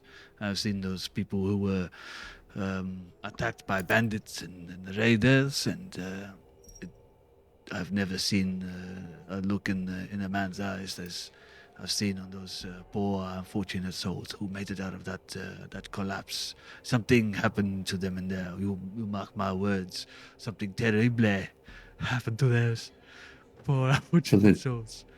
Something terrible Something to terrible my wife. happened to them.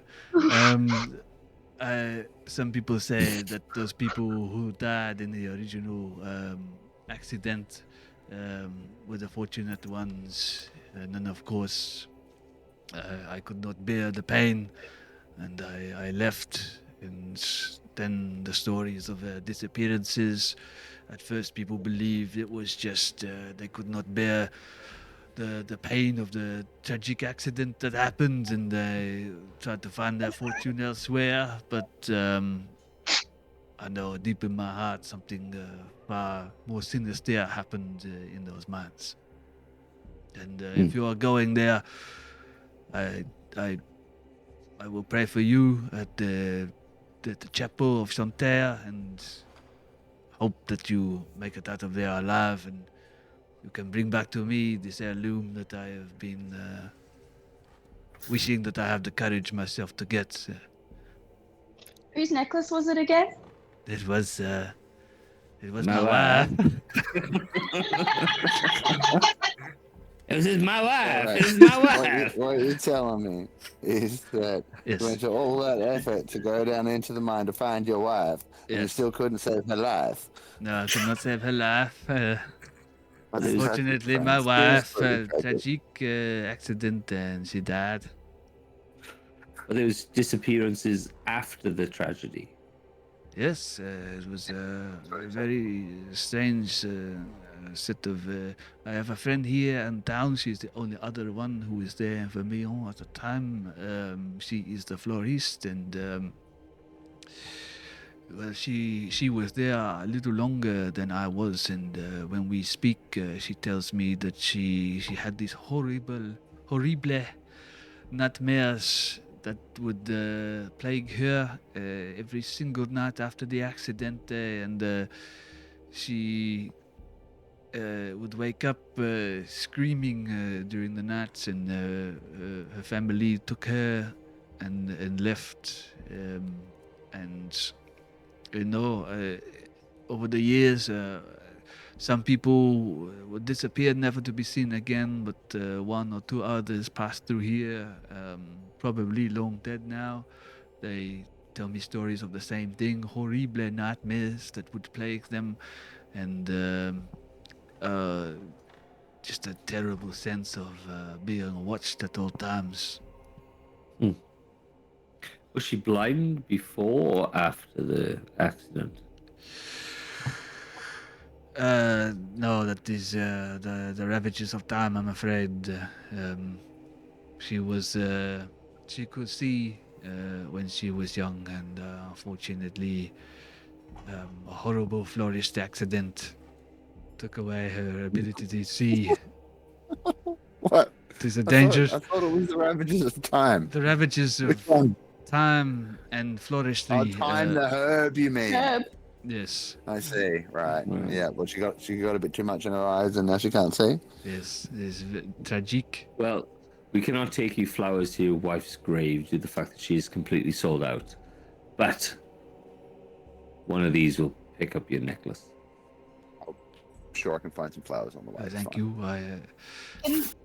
Can we ask him to draw a map before we Yes, I can indeed draw you a map. It has been a long time since I've been there, and obviously things might not be the same now. But he grabs some paper or whatever, and he quickly jots down a rough map of the area, and he's like, of course, a lot can change in 70 years, no, but you should be able to find the tree here in the near the governor's home, and yes. Was there a stockpile of weapons or explosives in the town? We have very little in the way of weapons. We had the blacksmith, of course. His name escapes me. A very nice man, and his wife. Had very little in the way of weapons, but yes, we had the explosive that we use to dig out the mines for the more stubborn rock in the area. Yes, we had explosive. Yeah. Okay. Can you just put that on the map too then, please?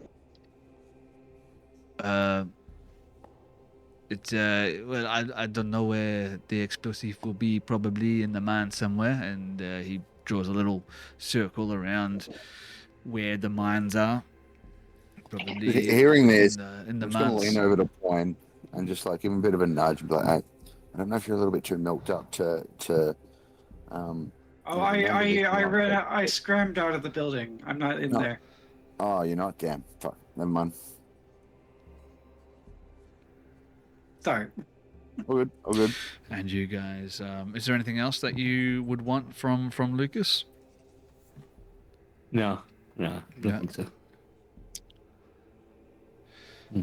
All right. I So would reassure him on the way out that whether or not the florist out of flowers, I'll pick some if I have to. I along would the way. appreciate it. Yeah. Just Oh, any can I flower, ask him large one flower thing? along the way. Yeah. Yes. Can I ask him one thing? Yes. Do you have any idea about the kind of monsters that might be there? Did you catch a glimpse of anything? I don't know anything about no monster. I did not see anything. It is as I said, after the tragic accident, I left before the rest of the villagers started to disappear, as it were. So I could not tell you anything about the monster. I don't know if this is a story that It's- people say. It's been a pleasure, sir. And I'll actually pass down a couple of silver for his time. Just Nice. if you're going to that accursed place, just remember, only the wine will be free. Pay for the milk. And you leave, and Yeah. you head to Vermeillon. I'm assuming. As you're leaving, you hear some retching around the corner, and then a sort of point comes out. Ugh. Does anyone else's head hurt? Did you just tactical spew? There was nothing tactical about that. And this is why I don't drink milk, buddy. Is this is in these parts a different type of milk that it comes out with an alcoholic content to it? Because milk is milk. Is it this different? Question: He did- as a farmer, do I know anything about that? Is this some Should I- sports? Roll. He Oh. did say it was unpasteurized. Roll a nature check. Nature check coming up. I find this quite unfathomable. Oh dear, I rolled a 3. I need to do a fucking nature check. Oh god, I've only got a +1. I rolled a 11. I'm rolling one, Sven, just because I I'm want to rolling know one if I too. know this. All right. Oh, but no. I'm I got not a 6, telling so I'm them using shit. my hero point. Oh, 15. Ooh, No, 15. not Dig the 15. Has everyone rolled? Yep. I haven't rolled, but I don't want to roll. Okay. 15 and 14, Marcus and Pam. Do you remember those mushrooms that you found earlier? Yeah. You now start to notice that they're growing all over the place. Oh. Oh, yeah. Whatever Excellent. the cows are eating, there might be some level of contamination from whatever these mushrooms are, and it might be altering the chemical composition of the milk, and Isn't that what maybe berserkers did? being a tiny little goblin person drinking 2 mugfuls of this unpasteurized, unfiltered mushroom affected milk has had an effect on your goblin friends. So what I can tell you, Kieran, is your character, for a little while at least, is going to be affected by uncontrollable giggles. And you are going to get a +1 to your initiative rolls for the next hour, after which you are going to be horribly sick. Fine. Your backpack is still in the At which tavern. point, I'm going to tactically harvest a few more of those mushrooms for further analysis. All right, we can roll checks for that later. Yeah. What I do want to check here is obviously we want to move things forward. We want to get to where we're going here. But it is 10:45-ish. How's everyone feeling? We good to keep going? We want to call it right there, pick it up again next time? What do you want to do? I'm easy. Kieran? I'm ready to keep rolling. Keep rolling? We got another... let's do it. Okay. Got a few more minutes left in us here. If we run out of steam. One thing I'd like to do as we're sort of setting off into the wilderness, again, like, how far is it to this place? Do we know? Is it like a couple of days or is it hours? 3 kinda- days. 3 days. All right. So Grueling uphill. what I'll probably be doing, because it's wildlands, we don't know what we're going to run into, is like it's generally assumed an adventuring day is 8 hours and then you have downtime and rest, yeah? So I'm going to, Sure. at the start of each, like as we're going, I'm going to cast aid on who's got the lowest hit points in the group, like who's the least sturdy. Do we think I got 31? 19. Okay, you can get aid. I've got 27. All right, maybe. Who else? I can do it 2 more times. I got 35. You're good. Jeff, what do you got? 48. Yeah, you're fine. Oh, shit. All right, I think in that case it'll be Pam, Poin, and myself. I'll give aid to. Actually, Pam, Poin, what? myself. Yeah. I know. Okay. Just because we're stronger than everybody else, we don't get any fucking hit points. Actually, you know what?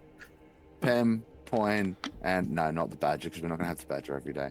But yeah, Pam, Poin, and myself can get aid. The badger should already have disappeared. 5 maximum hit point modifier, guys. Each of those days, I can also infuse 2 more items. So we'll say that anyone who's willing to let me infuse their weapon. I don't like the way you're touching those weapons, so I'm not letting you touch mine. Unless it's changed, you know that's not like you can just keep infusing items and the old infusions stay, right? Like if you... Oh, is it? Yeah, no, those infusions move around. You're limited to like two of them, I Yeah. think, at this level, maybe 3. Oh, Yeah, once you... And yeah, I think you can double up. You can do like multiple of the same one. yeah. You know, you're right. You're right. Yeah, yeah. absolutely right. So we'll just keep the 2. Yeah, I like artificers. They're cool. Yep, sweet. So that'll be a second level spell slot marked off for me at the start of every day, but that's cool. And also, because I have the musician feat, I can, whenever we finish a short or long rest, I can play a little bit of a song, an inspirational song, and everyone gets heroic inspiration. So if you've already used it, if we're having any kind of rest before we set off, then maybe you can get it back, depending on how we want to do that. Or we get it back next time we rest. All right. 3 days travel, uneventful. Straight up the mountainside, winding roads that lead further up into these peaks that tower above the countryside. The further you go, the wilder things become. And at some point, you might even find yourself having to scramble over sections where the surrounding cliffs have collapsed down onto the road. Weeds choke most of the way, the last day or so. But after a time, you come across an eerily quiet village nestled within this sort of range. Plants and wildlife seem to have overtaken the crumbling houses. Leafless vines climb rotting walls. Birds and other small creatures nest in exposed rafters, and gnarled trees protrude from the fallen roofs of a few buildings. The overcast sky adds to the air of oppression in this scene, seeming to envelop this abandoned village, yourselves within it.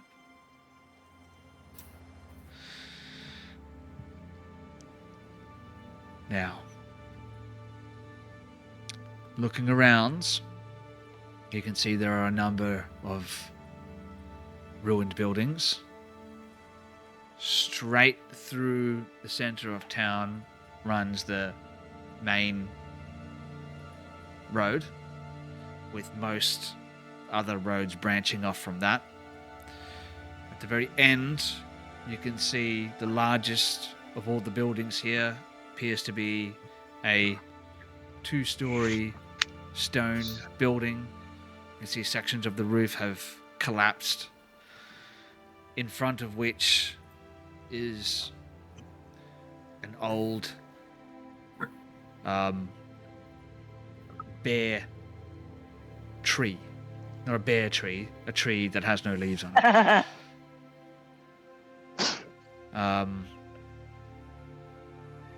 You can see... Oh, that's probably what you can see from entering the village, actually. Yeah, you can see the tree, you can see what you would probably assume to be the mayor's house just beyond that, and a bunch of just abandoned buildings, giving in to the ravages of time. Can I do a soil sample? Soil sample, all right. Tell me what you're looking for here. Just basically, since I'm noticing the vines are leafless and there's lots of dead, I'm looking for the actual richness of the soil, whether it's been stripped clean or there's something else affecting the growth of everything. Yeah, that's fair enough.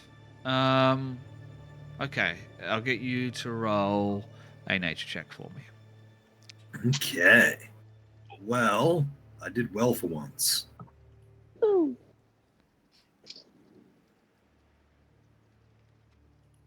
I still have him on the map. I still have him. You know what? Let's go to this one. To give give you a little bit of an idea of what that looks like. 17 on the nature check. 17 can tell you, as far as you can see, do you have any specific specialized tools or anything that you can do tests with, or is it just you picking up some dirt and you having a look at it?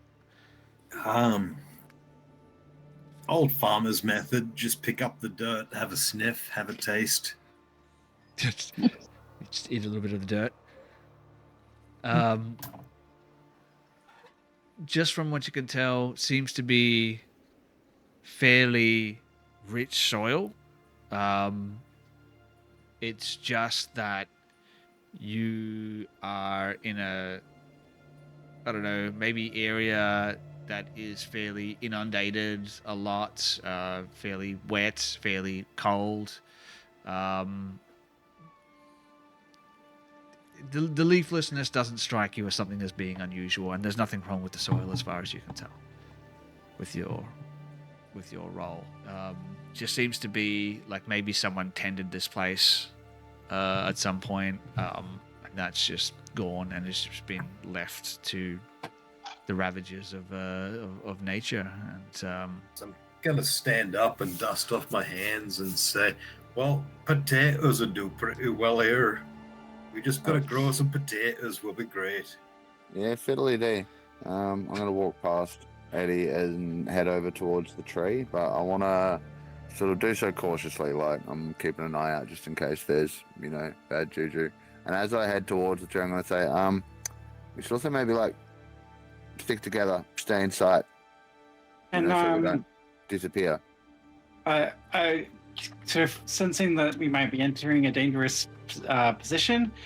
Point is going to press a little button on his backpack, and the backpack is going to turn into a medium-sized sort of robotic defender, and he's going to jump on the back of it. Okay. Cool. That happens. It's weird. It's, and he's gonna be like, everyone meet Einstein. Oh, hey, Hello. that's pretty cool. How do you power that thing? I have a question. Yes. You've love carried. questions. No, it's carried. I'm talking a point. Oh. You've carried a medium-sized robot in a backpack for the last 3 weeks. Yeah. And then you press a button and then you climb on top of the thing. Yeah. And couldn't this always be the case? Of you on riding top of this monstrosity? It hasn't been dangerous before. But you carried a medium-sized robotic entity on your back. Yeah. Do you understand where I'm coming from? Yeah. You are 3 foot. I carried a defender, and I haven't needed defense. But you carried a creature on your back. That's it's made out of metal. Yeah. It's nearly bigger than you are, kid. It's bigger. No, it's bigger than him. Yeah, I know. Do you see the problem here? Does everybody see the problem? He is this big. The thing is this big, and he's carried it on his back. Yeah. I know what you mean. mean. I know the problem here. I know what you mean. And I'm looking at the back of the machine. You could hook a plow up to the back of that. Where were you last season? Well, this is not an agricultural robot. It wouldn't last. But this does very not. long in the field. It does not make sense in the whole. The mass does not make sense. It just the weight ratio is. See, what you're- Talking you're- about the mass and the weight. I'm gonna pull a furry ball out of my bag of tricks, and I'm gonna get. Whoops, not a D4. Sorry, a D8. Will it be another badger? Sorry, folks. This takes It a second. confuses me how a small goblin then goes, "Oh, I have a robot servant now that's almost 6.5 foot tall." Yeah. Magic. Was Yeah, it Is it magic? hollow? No, Is it hollow inside? it's triangles. It's just a bunch of triangles. Ooh, is this But- fancy artificial stuff? Is this? Oh, that's so cool. So he's been in your backpack the whole time. Doesn't Yeah, make any so sense. if you- I imagine you've got backpack a- kind of unfolded and extended and had all these, yeah, you know, it's like yeah. it's using polygons and triangles in a strategic way. Wow. Kind of like origami. You know, Got origami, the sheet of paper looks like it's flat, but then when you fold it in the right way, it can make a beautiful swan. So is he heavy? Yes, the Could I swan? pick him up? Obviously, yes, you obviously could pick him up because Can I try and pick him up? the goblin carried it for 3.5 weeks. So obviously you can pick it up. I'm a halfling though, so You're I about don't the same know. size as each other. Yeah, we're about the same size. But there is one slight flaw in your logic, though. Yeah. No, not you. No, our human friend Evan, right? Yeah. I'm getting that. Yeah. It's one slight flaw in your logic. Magic. yeah. Magic starts making things lighter now. Oh, It I've got can. a robot light. Absolutely. Cast the light spell on it. I mean, maybe it's a magically infused alloy that makes it lighter than it appears. Is it? I don't know. I'm not asking you. I'm asking him. Do you want one? Do you It want one? Is confuses that- me. I don't like it. I don't like it confusing me. See, but before you didn't really understand how I did the You still don't? weapon thing to make it Oh, plus one. it's just weird. You touching people's weapons. It's just an Yeah, odd thing. I do you find yourself often getting confused in this world? Just with goblins and mechanical stuff. Yes, I do find it quite odd and While these confusing. people are Alright. arguing, can I please use my perception to actually have a look around and see if anything's sneaking up on us while we're arguing? I do have a question. Yeah. What time How? would you guys have arrived here? I'd let you decide what time. I'd say 3 p.m. Morning, And night, the question afternoon? is not how the robot is fucking on his No. back. No, that makes total sense to me. I'm completely I would clear on like to that. say, still very much within the adventuring day cycle, so that aid doesn't wear off on anybody otherwise. Where Yeah. No, the aid is there. I want to set the Yeah. tone here. I want to set the scene. I want to know what time of day it is. I did say that it was overcast. I'm assuming it's daytime. Probably not approaching this place at night, right? No. maybe mid morning. Maybe mid morning. All right, so it's 10. I'm gonna hide. I'm a halfling. I can hide. It's overcast. Hide It's hide dark. inside the hollow robot. It's grey. Oh, I could. There's water pooling.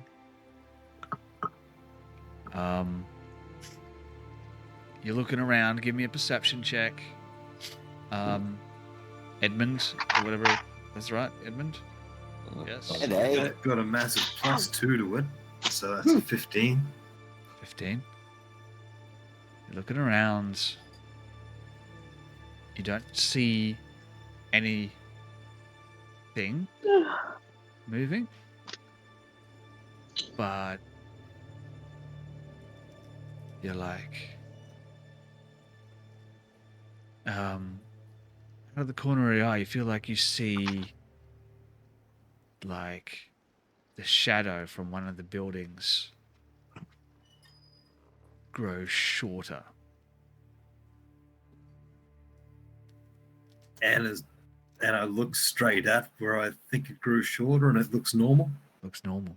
Mark, what are you doing? well, I was heading over towards the tree before that little conversation erupted, so I would probably have resumed heading towards that. I have a passive perception of 15, if that helps. You know So do I. about the tree search. So you approach the tree. You can see there is a hollow, like a big knot with a missing bit in it. You look inside. Looks like it's filled with leaves and detritus and debris. What do you do? Well, I know most druids would have fancy ways of clearing that stuff out. I'm not most druids. So I'm just going to start carefully, not not like digging my arms into elbow length and, maybe getting bit by something, but start scooping the stuff out and looking for the necklace. You stick your hand in there to sort of scoop out some of the leaves. Maybe you look back towards your compatriots for a moment. You see Edmund just staring off into the middle distance. And as for a second you're not paying attention, you feel something just slice through your wrist as your hand is buried in the leaves. You feel it dig, cutting through flesh, skin, straight to the bone. A fucking robot, isn't it? Imagine you pull your hand out Yeah. like you touched a hot oven or something. Yep. It's nothing. I'm pretty sure. Nothing. Nothing there. That's interesting. He's got no hand there, or is there no damage there? There's this normal hand, everything's still Okay. intact. But you could like swear you felt something just cut straight through your wrist, straight to the bone. You felt it scrape up against your bone. And you pull your hand out and there's nothing unusual. And we might have to finish up there for tonight. I know it sucks because we're getting into this. Things are getting interesting. But I do have to think about everyone's well-being. I do have to be up again at 5 a.m. Bit roleplay heavy, but I dig it. Fucking robots. Fucking robots on goblins' backs. Wine shots and milk. This is what side quests are for. My wife. Wow. I hope Wow. everyone's wife is feeling very happy about tonight's episode. This is the first time doing this accent. I enjoy it very much. So did my wife. Probably one of my favorite ones I've done in my life. Very tragic accident that happened. You guys, thank you so much for hanging out and playing and allowing me to inject a little bit of my own personal flavor of chaos into Vecna, Eve of Ruin. Hopefully we get a chance sometime in the near future to come together again and finish off this story. We're just starting to unravel some of the clues that of what happened in this town. What I'll tell you is, it may not seem like you've gotten too much over the course of what's been happening, but you have been gathering information. The more information you gather, you'll be able to roll some checks to try and discover. Now you discover new information, you'll be able to roll a check again. Maybe the DC comes down a little bit, and we might find out what exactly is happening here in the abandoned village of Vermeil, or what happened 70 years ago when this tragic thing happened. Does anyone have anything they wanted to say, they wanted to add before we finish up tonight, or? Can I just ask, were you doing a French or a Belgian accent? It was terrible, so it was probably Belgium. Kazakhstan, obviously. Kazakhstan. There's a bit of Kazakhstan. Like it was just generic European, a vaguely European accent. If you want more D&D, yeah, Chronicles and Chaos is on tomorrow night at 8:30, where the group are in the Hall of the Vanquished, the 5th level of Hell, where they have to release one exhibit from the Hall of the Vanquished, but there are 15, so they have to choose which one to go. Oh my god! It sounds like you might actually have some action in that rather than just hopefully roleplay. Hopefully. I am aware that my particular brand of Dungeons and Dragons and tabletop RPGs might not be to everyone's taste, as it were. I like to really drag things out every now and then. I had a blast. Oh, me too. I don't think your DMing Ben, so I don't think I've laughed that hard in quite some time. As we keep going back and forth about the wife situation. Yeah, so make sure you check out Chronicles of Chaos tomorrow night, 8:30 on Twitch, YouTube as well. Do you do TikToks and all that as well? I do. Multi-stream, Yeah, it's on everything. Yeah. You got no fucking excuse. All right, so make sure you're there. Tune Check out Chronicles of Chaos. Always amazing. Couple things, Says the DM for a little that. bit Mark. further away, but yeah. So next month, 12th of October. If you're into like rockabilly kind of music, rockabilly punk kind of stuff, we're hosting Rocktober at the Music Centre out at Carlton Theatre in Carlisle Gardens, and we're going to have the Coffin Rockers do a couple of hours worth of cool tunes. It's like $25 a ticket or less if you have concession. So come on down and check that out. And also, I will be supporting Jeff Martin of the Tea Party at the Warehouse on October 17th. To get your tickets for that, come on down and have a listen. Should be good. Jeff's an amazing musician. I think, he's possibly touring a new album. I need to check that. But yeah, great. Amazing songwriter, amazing musician. So I'm keen to open up that show. Should be a little bit of fun. Love the Tea Party. Love the Tea Party. Yeah. Yeah. Oh, yeah. It's a strange one for me because I'm usually a metal person, but I like what they do. Are you a rabbit? Well, come to Are that you a TikTok. rabbit? I like what they do. You said you're a metal person. I'm a metal Yeah. person. I'm a rabbit. I'm A little bit. A real badger. bird? I'm a badger. This is my robot wife. Yeah, all right. So make sure you check that out. Check out tabletopaudio.com. Make sure you check out Fruit Bowl Dice if you want to buy yourself some dice. They've got some amazing stuff for you. And we'll be back again. Maybe not on Thursday night this week. We might have to skip this week, but we'll be back again Tuesday night next week. Same time, same place, 8:30 p.m. Australian Standard Time. Right here on Twitch, YouTube, and